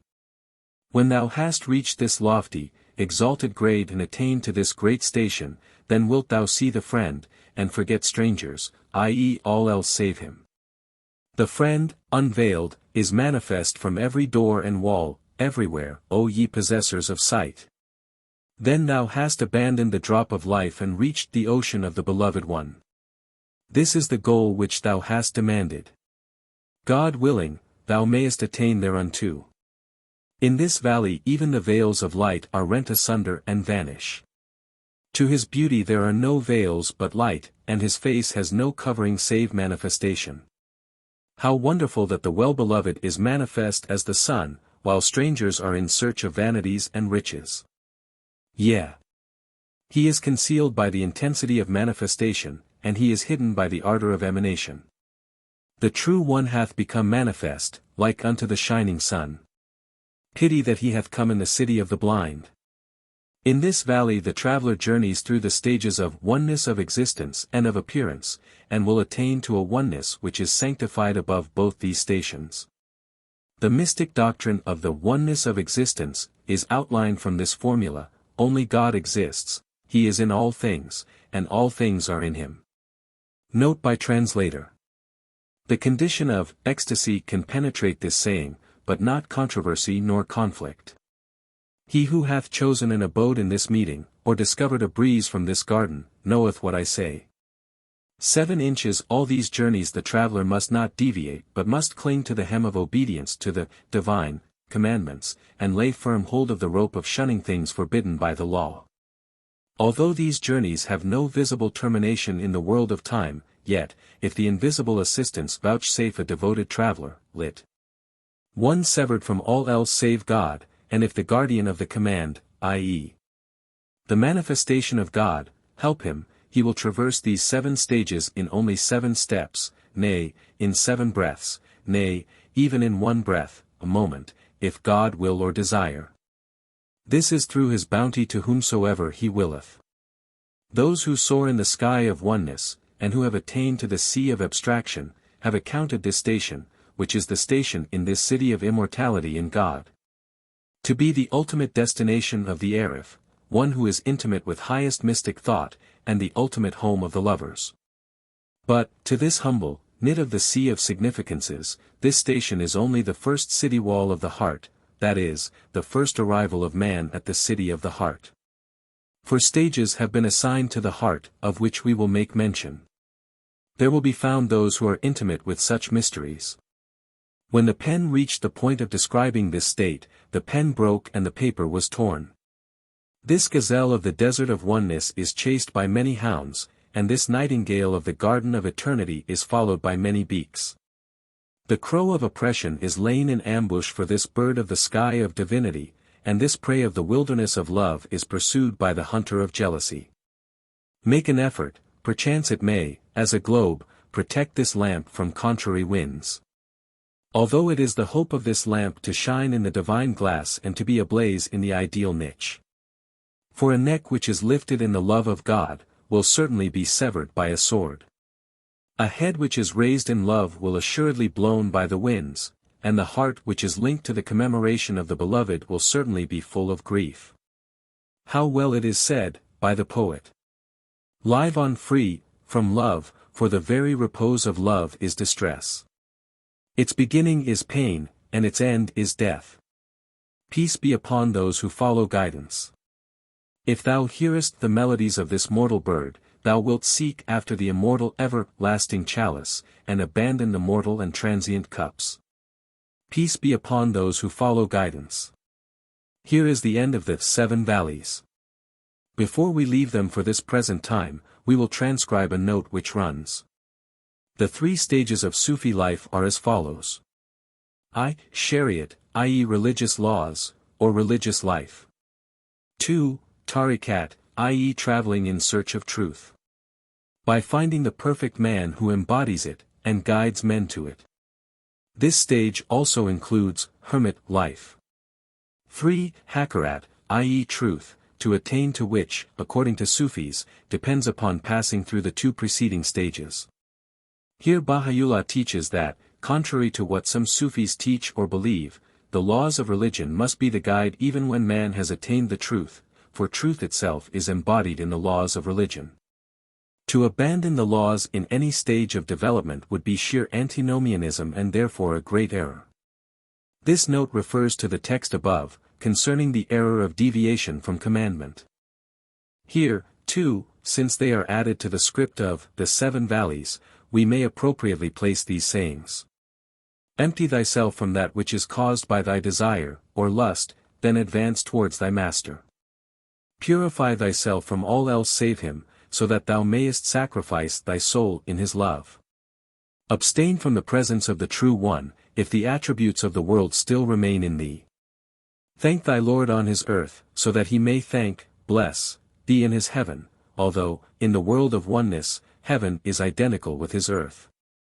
Renounce from thyself the limited veils, so that thou mayest know that which thou hast not known of the stations of sanctity. Peace be upon those who follow guidance. Texts from the tablets of Baha'u'llah. Association, intercourse, is always conducive to union and harmony are the cause of the order of the world and the life of nations. Forbearance and benevolence are as 2 lights for the darkness of the world, and as 2 teachers to lead nations to knowledge. Good character is, verily, the best mantle for men on the part of God. Gaze towards justice and equity under all circumstances. Trustworthiness is the door of tranquility to all the world, the best garment for your temples and the most splendid crown for your heads. Make not light of any matter, but speak in truthfulness and sincerity. Refuse not to discharge the due reward of any one. Respect possessors of talent, stain not tongues with slander. Knowledge is one of the greatest benefits of God. To acquire knowledge is incumbent on all. Tablet of Terazet. O people of God! Be not occupied with yourselves. Be intent on the betterment of the world and the training of nations. Glory is not his who loves his native land, but glory is his who loves his kind. Courtesy is the lord of all the virtues. The deniers and contradictors hold to 4 words. First, destroying men's lives. Second, burning the books. Third, shunning other nations. Fourth, exterminating other communities. Now, by the grace and authority of the Word of God, these 4 great barriers have been demolished and God hath changed brutal manners into spiritual qualities. Certain laws and principles are necessary and indispensable for Persia. But it is suitable that these should be accomplished in accord with the wish of the Shah, the eminent doctors, and the great state authorities. The fear of God is the real guardian and the ideal protector. Flee from that which is redolent of corruption, or sedition. Tablet of the World. Those souls, mystic Sufis, have affirmed, concerning the stages of divine unity, that which is the greatest cause of idleness and superstition. They have, indeed, removed the distinction and have imagined themselves to be God. The True One is sanctified above all, but his signs are manifest in all things. The signs are from him, not he himself. Consider the rays of the sun. Its lights have encompassed the world, but these splendors are from it, and from its manifestations, they are through itself, but are not itself.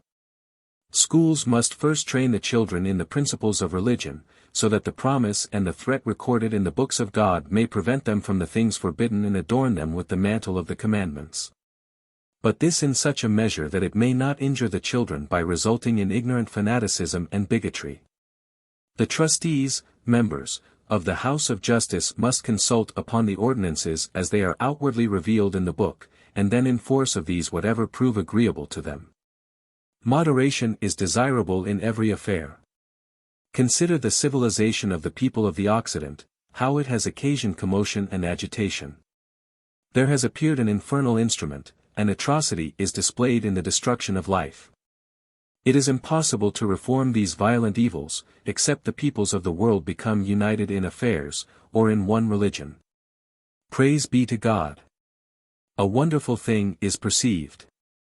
The lightning, electricity, and similar forces are subdued by a conductor and act by his command.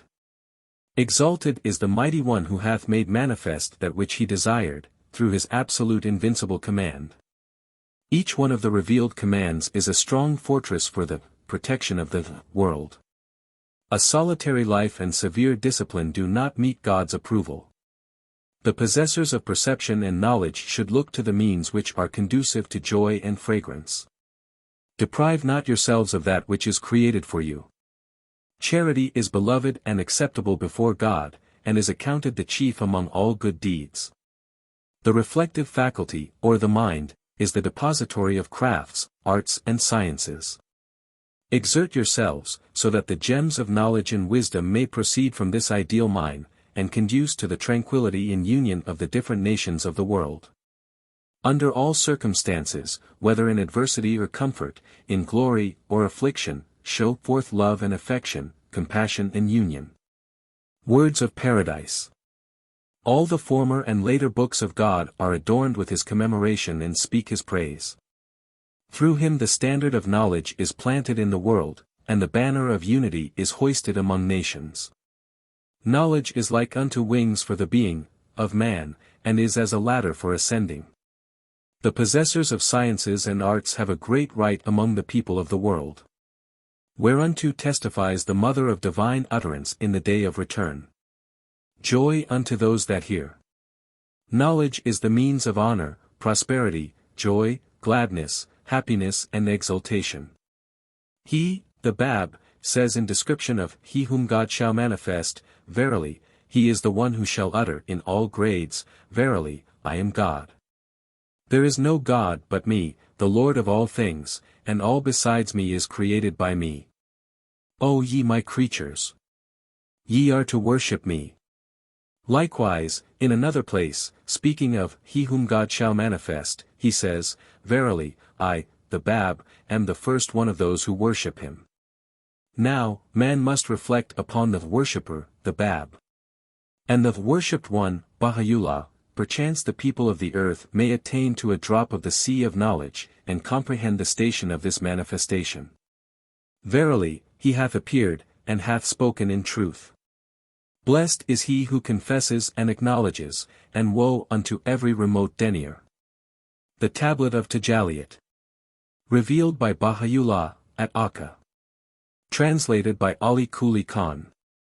As to the meaning of the cause of Baha'u'llah, know that whatever there is which has to do with the universal good, is divine, and whatever is divine is, certainly, for the universal good. If it is true, it is for all, if not, it is for no one. Therefore a divine cause of universal good cannot be limited either to the east or to the west, for the radiance of the sun of truth illumines both the east and the west, and it makes its heat felt in the south as in the north. There is no difference between one pole and the other. From the Tablet of Ishrakat Baha'u'llah. Some hidden words and words of wisdom from the supreme pen of Baha'u'llah. He is the glory of the most glorious. This is that which descended from the source of majesty, through the tongue of power and strength, upon the prophets of the past. We have taken its essence and clothed it with the garment of brevity, as a favor to the beloved, that they may fulfill the covenant of God. That they may perform in themselves that which he has entrusted to them, and attain the victory by virtue of devotion in the land of the Spirit. Of the light. O Son of Existence! My lamp thou art, and my light is in thee. Therefore be illumined by it, and seek no one but me, for I have created thee rich, and upon thee have I showered abundant grace. By the hands of power I have made thee, and by the fingers of strength have I created thee. I have placed in thee the essence of my light. Therefore depend upon it, and upon nothing else, for my action is perfect and my command has effect. Doubt this not, and have no uncertainty therein. O Son of Light! Forget all else save me, and be comforted by my spirit. This is from the essence of my command, therefore direct thyself to it. Thou art my possession, and my possession shall never be destroyed. Why art thou in fear of thy destruction? Thou art my light, and my light shall never become extinct. Why dost thou dread extinction? Thou art my glory, and my glory shall not be veiled. Thou art my garment, and my garment shall never be outworn. Therefore abide in thy love to me, that thou mayest find me in the highest horizon. My right to thee is great and cannot be denied. My mercy for thee is ample and cannot be ignored. My love in thee exists and cannot be concealed. My light to thee is manifest and cannot be obscured. O Son of Spirit! The gospel of light I herald to thee, rejoice in it. And to the state of holiness I call thee, abide in it, that thou mayest be in peace for ever and ever. O Son of Man! Magnify my command, that I may reveal to thee the secrets of greatness and illumine thee with the light of eternity. O Son of Man! My calamity is my providence. In appearance it is fire and vengeance, in reality it is light and mercy. Therefore approach it, that thou mayest become an eternal light and an immortal spirit. This is my command, know thou it. O Son of Man! Days have passed by thee, and thou hast occupied thyself with thy fanciful imaginations. How long wilt thou thus sleep upon thy bed? Lift up thy head from slumber, for the sun has climbed to the zenith that he may illumine thee with the lights of beauty. The light has shone upon thee from the horizon of the mount, and the spirit of purity has breathed in the Sinai of thy heart. Therefore empty thyself of doubts and fancies. Then enter into this mansion, that thou mayest be prepared for the eternal life and ready to meet me. Herein there is no death, no trouble, nor burden. O children of men! Do ye know why we have created ye from one clay? That no one should glorify himself over the other. Be ye ever mindful of how ye were created. Since we created ye all from the same substance, ye must be as one soul, walking with the same feet, eating with one mouth, and living in one land, that ye may manifest with your being, and by your deeds and actions, the signs of unity and the spirit of oneness. This is my counsel to ye, O people of light. Therefore follow it, that ye may attain the fruits of holiness from the tree of might and power. O Son of Man! On the tablet of the Spirit write all we have uttered to thee, with the ink of light. And, if thou canst not do this, then make the ink of the essence of thy heart, and, if thou art still unable, then write with the red ink shed in my path. Verily this is more precious to me than all else, for this radiance shall last forever. O stranger to the friend! The candle of thy mind is lighted by the hand of my power, extinguish it not with the contrary winds of desires and passions. The healer of all thy troubles is remembrance of me, forget it not. Make my love thy capital, and cherish it as the spirit of thine eye. O my friends! Extinguish the lamp of ignorance, and kindle the ever-burning torch of guidance in the heart and mind. For in a short while the assayers of being shall accept naught but pure virtue in the portico of the presence of the adored one, and will receive none but holy deeds. O children of imagination! Know ye that when the radiant morn dawns from the eternal horizon of holiness, then all the satanic secrets and deeds, which have been committed in the dark night, shall become manifest to the people of the world. The Sun of Truth is the Word of God, upon which depends the training of the people of the country of thought. It is the Spirit of reality and the water of life. All things owe their existence to it. Its manifestation is ever according to the capacity and coloring of the mirror which reflects it. For example, its light, when cast on the mirrors of the wise, gives expression to wisdom. When reflected from the minds of artists, it produces manifestations of new and beautiful arts. When it shines through the minds of students, it reveals knowledge and unfolds mysteries.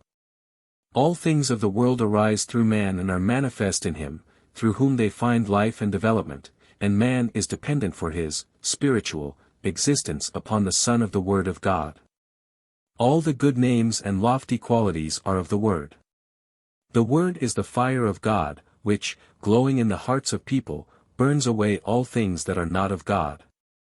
The minds of the lovers of light are ever aflame with this fire. It is the essence of water, which has manifested itself in the form of fire. Outwardly it is the burning fire, while inwardly it is calm light.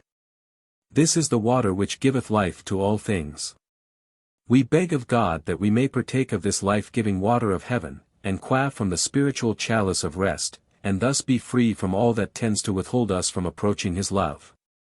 In this day he who seeks the light of the Sun of Truth must free his mind from the tales of the past, must adorn his head with the crown of severance, and his temple with the drapery of virtue.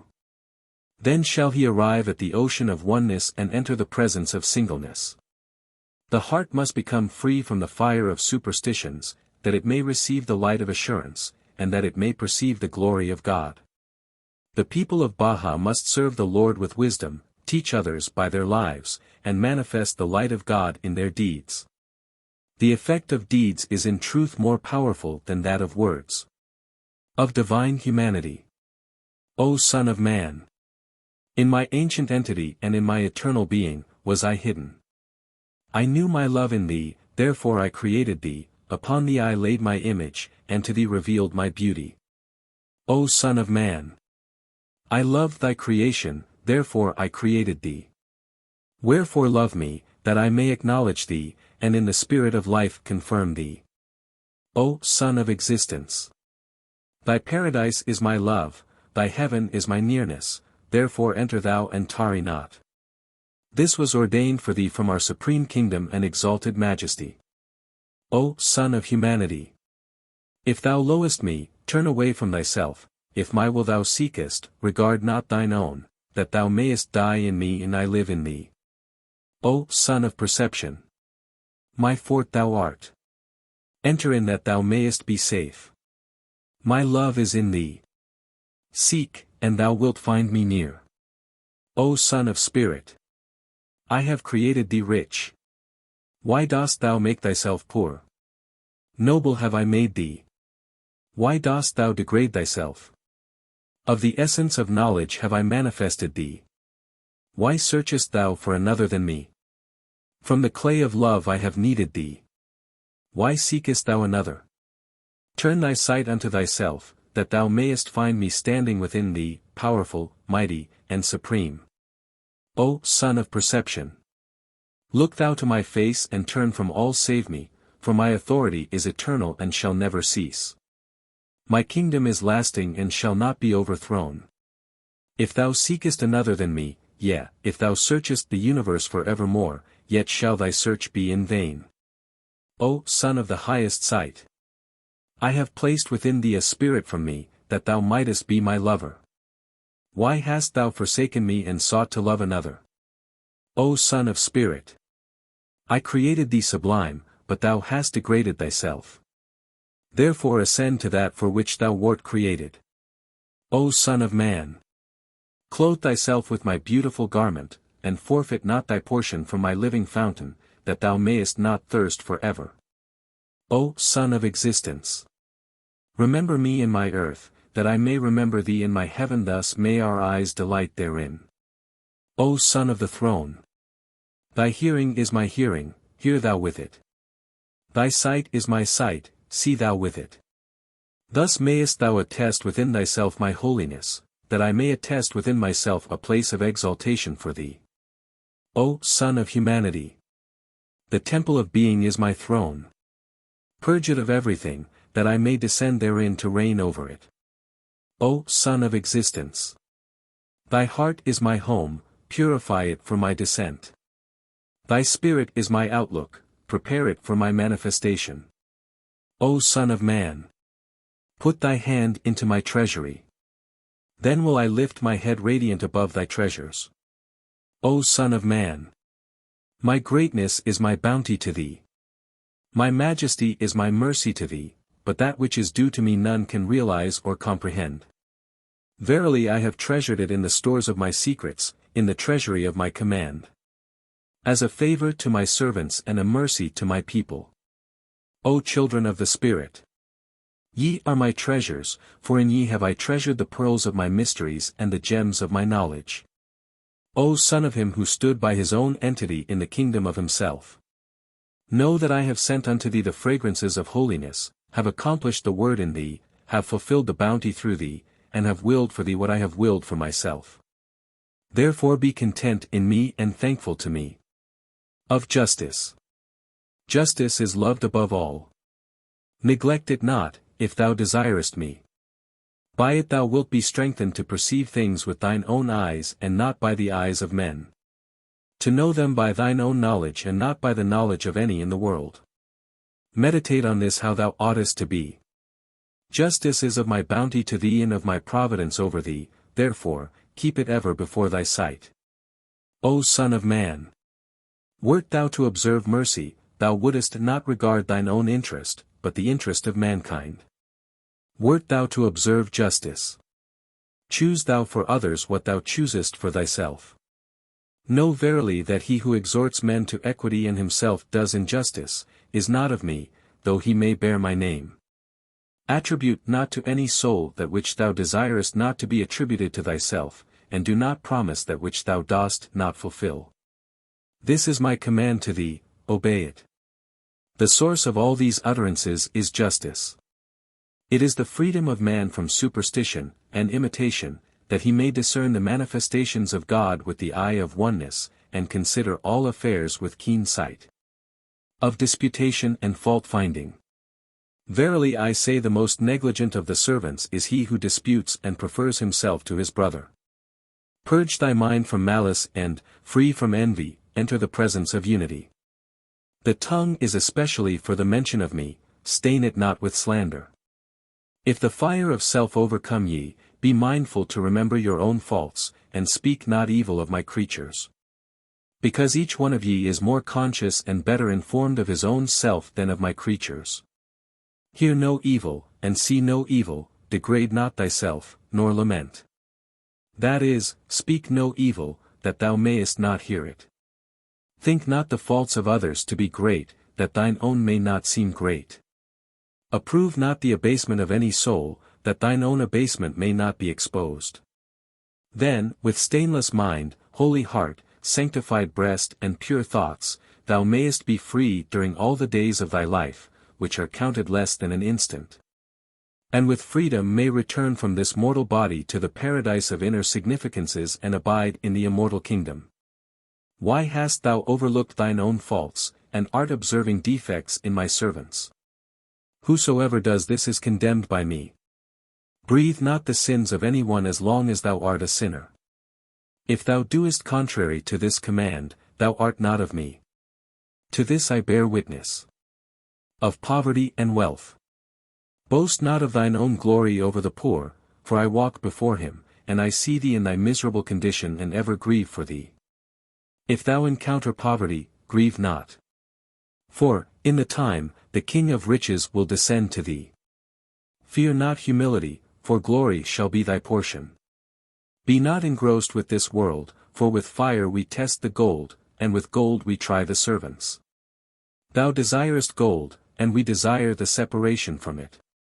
Thou hast realized therein the riches of thyself, while I realize thy wealth to consist in thy freedom from it. By my life. This is my knowledge, while that is thine imagining. How can my thought agree with thine? Distribute my possessions among my poor, that in heaven thou mayest receive from the boundless treasures of glory and from the stores of eternal bliss.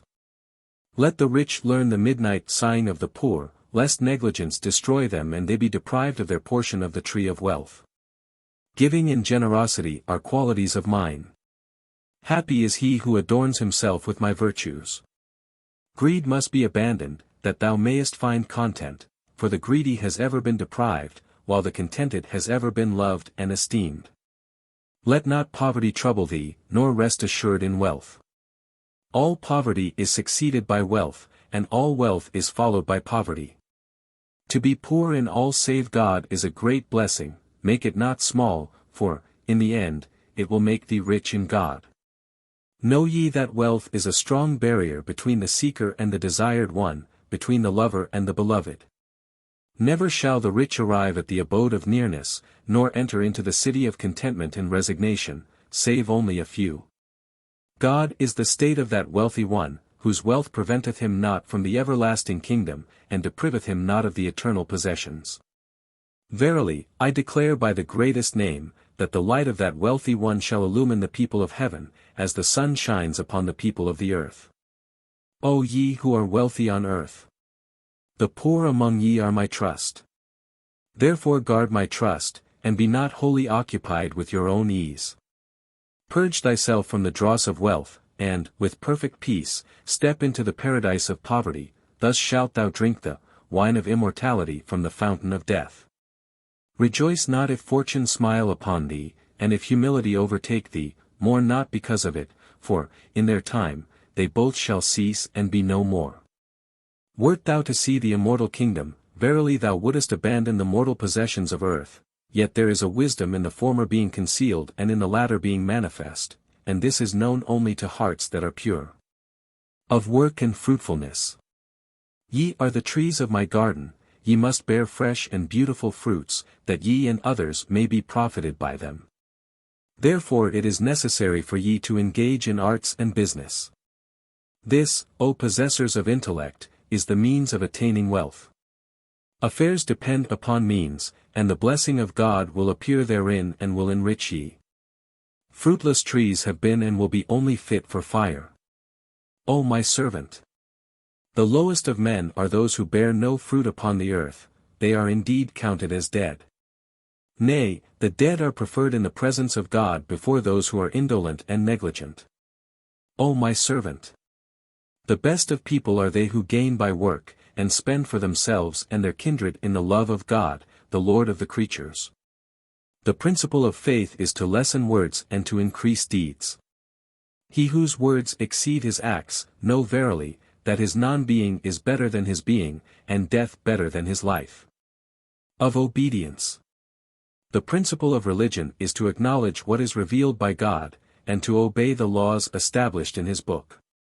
The source of all good is trust in God, obedience to his command, and satisfaction in his will. O Son of Existence! Keep my commands for love of me, and deny thyself thine own desires if thou wishest my pleasure. Neglect not my laws if thou lowest my beauty, and forget not my counsels if thou art hopeful to attain my will. O Son of Man! If thou run through all immensity in speed through the space of heaven, thou shalt find no rest save in obedience to our command and in devotion before our face. Magnify my command that I may reveal to thee the secrets of greatness and illumine thee with the lights of eternity. Be submissive to me that I may descend to thee, and serve my cause that thou mayest be victorious in me. Ponder over thy condition and be thoughtful in action. Dost thou prefer to die upon thy bed, or to be martyred in my path upon the dust? To be a manifestation of my command and an expression of my light in the highest paradise I discern justly, O my servant. Of pride. Divest yourselves from the garment of pride, and lay aside the robe of haughtiness. I declare by my beauty that I have created ye all from the dust, and to dust shall I turn ye again. O sons of pride! For a few days' mortal reign ye have rejected my immortal dominion, and are arraying yourselves in robes of scarlet and gold and boasting of this. I declare by my beauty that I will bring ye all together under the uncolored tent of dust, and will efface the colors of all, save those who choose my color, which is pure from all color. Verily, man is uplifted to the heaven of glory and power through meekness, again, through pride is he degraded to the lowest station. Of companionship. The company of the wicked increaseth sorrow. And the fellowship of the righteous removeth the rust of the mind. He who desires to associate with God, let him associate with his beloved, and he who desires to hear the word of God, let him hear the words of his chosen ones. Walk not with the wicked and confederate not with him, for the companionship of the wicked changeth the light of life into fire of remorse. If thou seekest the attainment of the Holy Spirit, be a companion of the noble. For the righteous have quaffed from the chalice of immortality passed by the hand of the cupbearer of eternity, and they quicken and illumine the hearts of the dead as doth the true morn.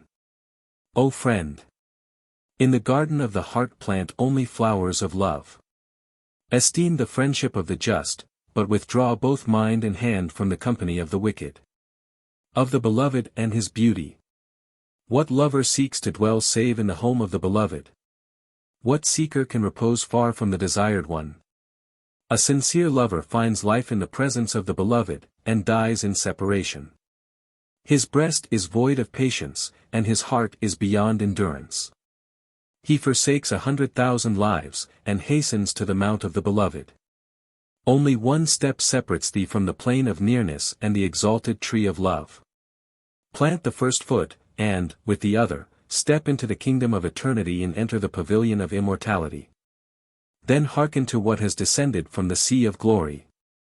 Pass by the low degrees of fancy, and soar to the heights of certainty.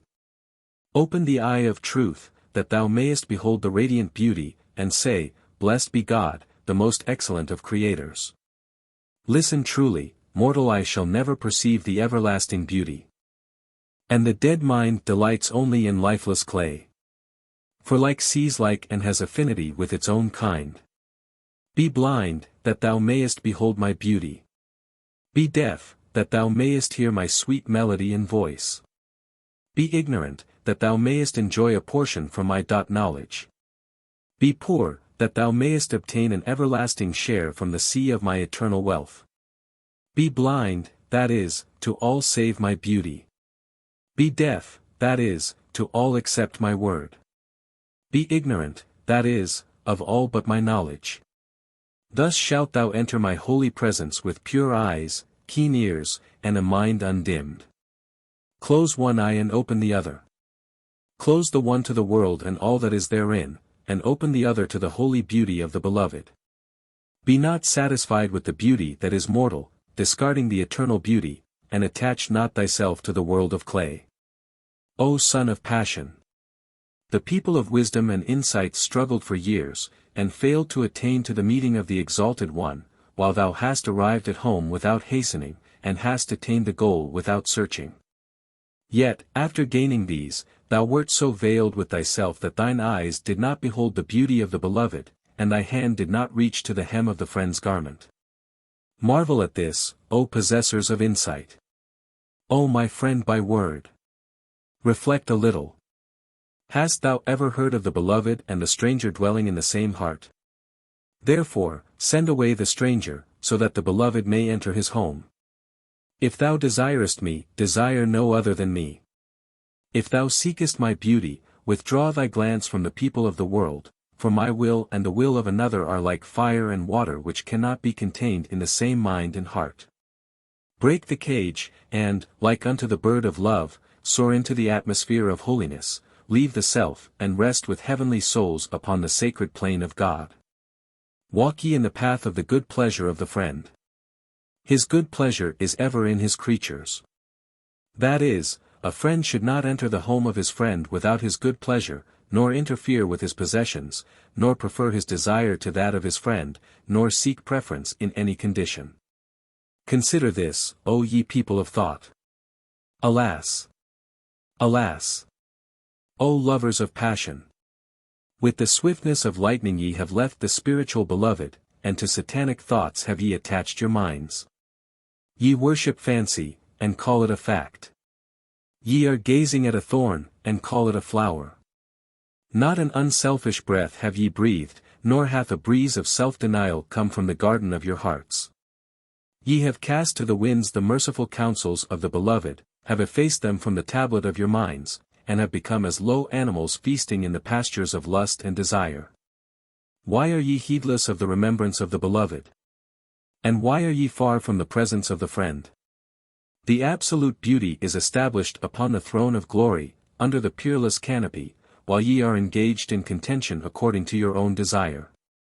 The fragrances of holiness are wafted, and the breezes of generosity are blowing, but ye have lost the power of scent, and are bereft of them all. Alas for you, and for them who follow in your steps and walk after your ways. O heedless ones! Think not that the mysteries of hearts are concealed, nay, rather know with certainty that they are inscribed in clear type, and are openly manifest in the presence. Truly, I say, all that ye have concealed in your hearts is before us, clear, manifest and open as the day, but the cause of concealment is from our generosity and mercy, not from your merit. O Son of Man! I have shed a dew from the past ocean of my mercy upon the dwellers of the world, and have found none approaching, because all have attached themselves to the impure water of wine, and have left the immortal, delicate wine of unity. They have turned from the chalice of the immortal beauty, and have been content with the mortal cup. Evil is that with which they are contented.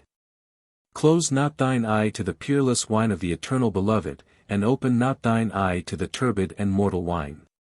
Take immortal cups from the hand of the cupbearer of oneness, and thou shalt become all consciousness, and hear the inaudible utterance of reality.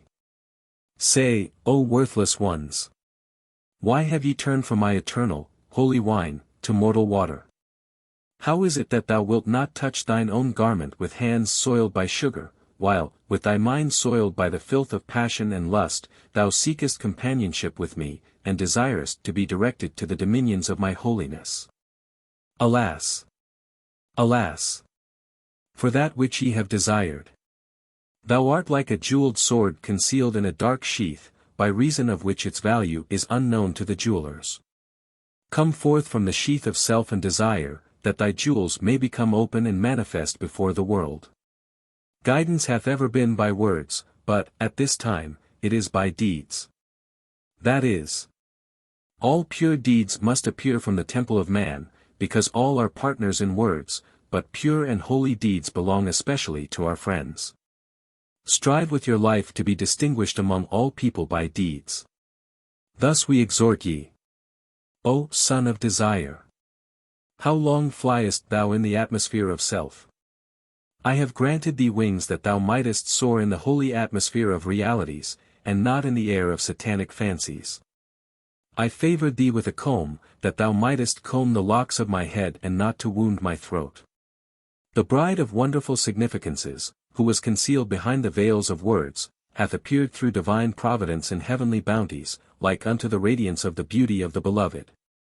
I testify, O friends, that the bounty has become complete, the evidence is accomplished, the argument manifested, and the reason affirmed. What will your endeavors show forth from the degrees of devotion? The source of love is to advance to the Beloved and to abandon all else save him, and to have no hope save his will. No peace is ordained for thee save by departing from thyself and coming to me. Verily, thy glory should be in my name, not in thy name, thy trust upon my countenance, not upon thine own, for I will to be loved above all that is. My love is my fortress. Who enters therein is rescued and safe. Whoever turns away from it is led astray and perishes. God, singly and alone, abideth in his own place, which is wholly above space and time, mention and utterance, sign, description and definition, height and depth. O my God! O my God! Adorn the heads of thy chosen ones with the crown of love, and their temples with the garniture of virtue. Supplication. O my God! Make thy beauty to be my food, and let thy presence be my drink. Let my trust be in thy will, and my deeds according to thy command. Let my service be acceptable to thee, and my action a praise to thee. Let my help come only from thee, and ordain my home to be thy mansion, boundless and holy. Thou art the precious, the ever-present, the loving. O thou, my Beloved! Grant unto me thy sign of assurance to guard me from the doubts of the wandering. Thou art my helper, the powerful, the mighty. Of knowledge. The root of all knowledge is the knowledge of God, glory be to him.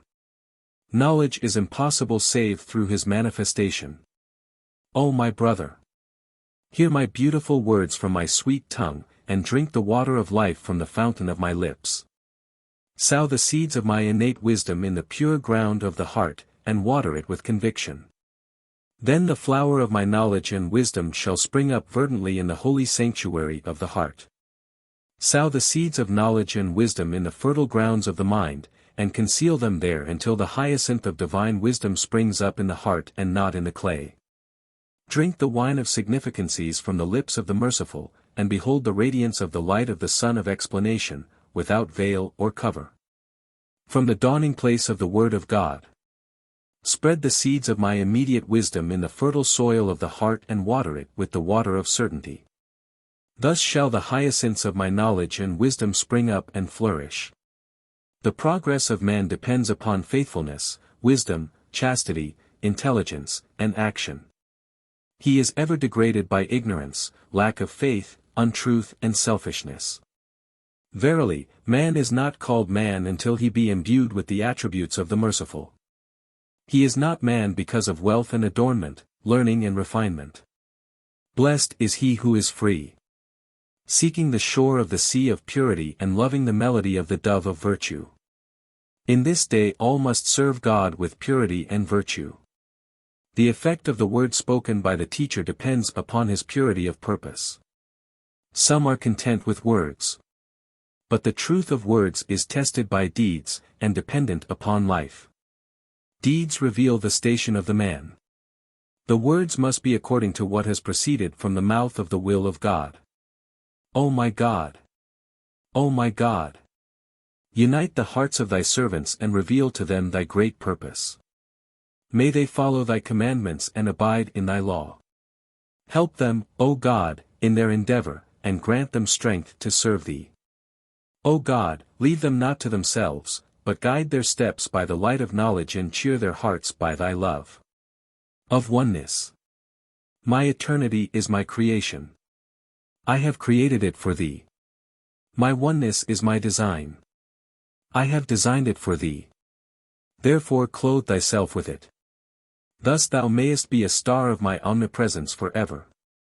Alas!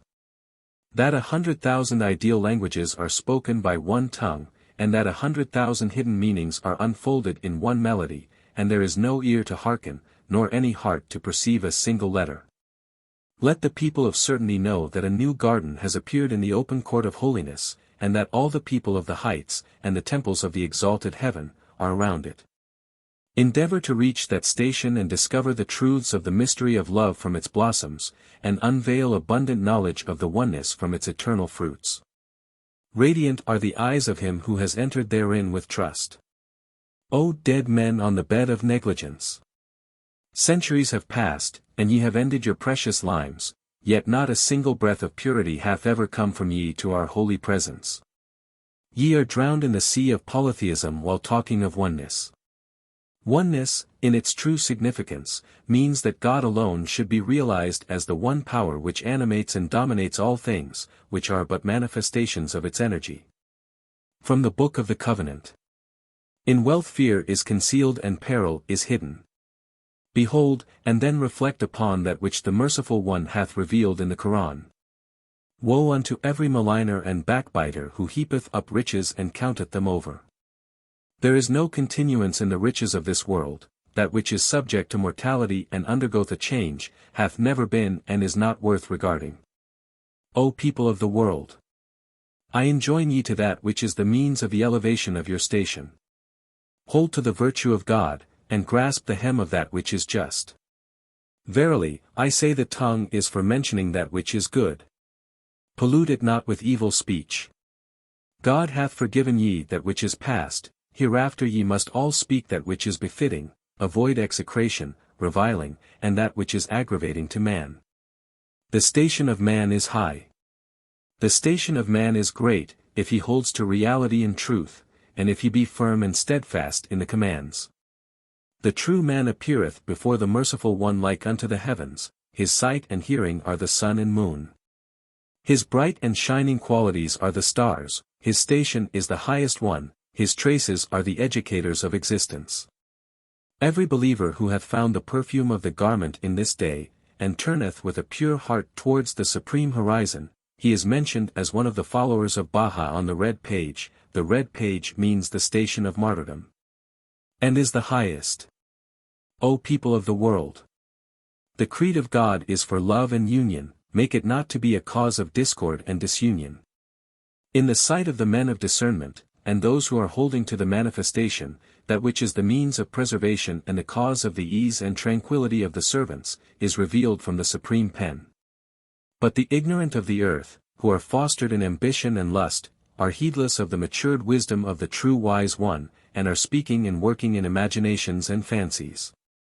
O saints of God and his loyal ones! Kings are the appearances of power and the daysprings of the might and wealth of the true one. Pray on their behalf, for the government of the earth is ordained to those souls, but the hearts he hath appointed for himself. He hath forbidden dispute and strife, with an absolute prohibition. This is the command of God, in this greatest manifestation, and he hath preserved it from any order of annulment and hath adorned it with the ornament of confirmation. Verily, he is the all-knowing and the all-wise. It is incumbent upon all to aid those souls who are the daysprings of authority and the dawning points of command, and who are adorned with the ornament of equity and justice. Blessings be upon the princes and the learned ones. These are my trusted ones amongst my servants, these are the rising points of my commandments amongst my creatures. Upon them be my glory, my mercy, and my grace, which have surrounded all existence. O servants! Make not the causes of order to be the causes of confusion, and make not the reason of union to be the occasion of dispute. This exalted word resembles water for extinguishing the fire of hatred and animosity, which is deposited in all minds and hearts. The different creeds will attain the light of real union through the simple word. Verily, he saith the truth and guideth in the path, and he is the powerful, the mighty, and the wonderful. True belief. The guidance of God is that which will always guide people in the right way. All human beings are earthly. Their hearts are connected with this world. Day and night their thoughts and occupations are earthly, all belong to this world. They think about the honors of this world, or about the riches and wealth of this world, or of name and fame in this world. Their days and nights pass in this way. The guidance of God makes it evident and plain, when the way of the kingdom, the divine path, is opened, that this is the road of the kingdom. It is not sufficient only to distinguish the way of the kingdom, only to discover the heavenly way, you must travel upon it until the end is reached. For example, that a man discovers the way to America is not sufficient. He must travel in it, that he may reach that country, otherwise, if he remain for years discovering more about the way, and does not travel by it, he will never arrive. It is not sufficient for a child to know where the school is. He must study in it, that he may gain knowledge. Faith is not merely to know which is the school, and to recognize the teacher, but one must acquire knowledge in this school. If one does not gain knowledge, it is useless to know of the school. This is what Christ said, "Ye shall know the tree by its fruits." If you see one who is truthful, who really believes and is just, who is attracted to the kingdom, and whose will is annihilated in the way of God, then you will know that he is a tree of the kingdom, if he shows forth all these qualities. If you see one whose heart is attached to this world, and in whom there is no truthfulness or detachment, or turning to God, one who is not occupied in praising and speaking of God, or in attraction to the love of God, then you will know that he is a tree of darkness. True belief is not only to acknowledge the oneness of God. By belief we mean that the reality of a man will be characterized by divine characteristics. If his reality is dark, he will become enlightened. If he is heedless he will become conscious, if he is sleeping, he will be awakened. If he is earthly, he will become heavenly, if he is satanic, he will become divine. This is the meaning of true belief. Therefore, I say that man must travel in the way of God. Day and night he must endeavor to become better. His belief must increase and become firmer, his good qualities and his turning to God must be greater, the fire of his love must flame more brightly. Then, day by day, he will make progress. For to stop advancing is the means of going back. The bird when he flies soars ever higher and higher. All the time he endeavors to mount higher, for as soon as he stops flying he will come down. Every day in the morning when arising, you should compare today with yesterday, and see in what condition you are. If you see your belief is stronger, and your heart more occupied with God, and your love increased, and your freedom from the world greater, then thank God, and ask for the increase of these qualities. You must pray and repent for all that you have done which is wrong, and you must implore and ask for help and assistance, that you may be better than yesterday, so that you may continue to make progress. Do not let the desires of the self find a place within you, for it is certain that even when you reach the highest state of spirituality, one worldly desire can cause your downfall. The spirit is like a bird. When it flies in the air it is always mounting, but the self is like the hunter, who is thinking how to catch the bird. You will see that by one arrow, one shot, it will be brought low. This arrow is the connection with this world. The occupations of this world, the desires of this world, the honors of this world. In many ways the hunter will stop the spirit from ascending. That is why you must ask and implore and entreat, O God. Protect me from myself. Abdul-Baha Abbas. The commands of the blessed Master Abdul-Baha. As revealed in tablets and instructions for the beloved in America. To live the life. To be no cause of grief to anyone. To love each other fully. To be kind to all people and to love them with a pure spirit. Should opposition or injury happen, we must bear it and be kind, and, through all, we must love the people. Should calamity exist in the greatest degree, we must rejoice, for these things are the gifts and favors of God. To be silent concerning the faults of others, to pray for them, and help them, through kindness, to correct their faults. To look always at the good and not at the bad. If a man has 10 good qualities and 1 bad one, we must look at the 10 and forget the 1. And if a man has 10 bad qualities and 1 good one, we must look at the 1 and forget the 10. To never allow ourselves to speak one unkind word about another, even though that other be our enemy. To rebuke those who speak to us of the faults of others. All of our deeds must be done in kindness. To be occupied in spreading the teachings. For only through obedience to this command, our Master has said, will we receive the power and confirmation of the Spirit, and that whosoever is granted this power and confirmation of the Spirit, is under the favor of God. But, otherwise, he is as a lamp without light. The Master has also said that every seed cast in this great and magnificent period will be cultivated by God, and produce plants, through the abundance of the clouds of His mercy. To cut our hearts from ourselves and from the world. To be humble. To be servants of each other, and to know that we are less than anyone else. To be as one soul in many bodies, for the more we love each other the nearer we shall be to God. But that our love, our unity, our obedience, must not be by confession but of reality. To act with caution and wisdom. To be truthful. To be hospitable. To be reverent. To be a cause of healing for every sick one. A comforter for every sorrowful one, a pleasant water for every thirsty one, a heavenly table for every hungry one, a guide for every seeker, rain for cultivation, a star to every horizon, a light for every lamp. A herald to every yearning one for the kingdom of God. Our blessed Master said, by these things you know the faithful servant of God. The end.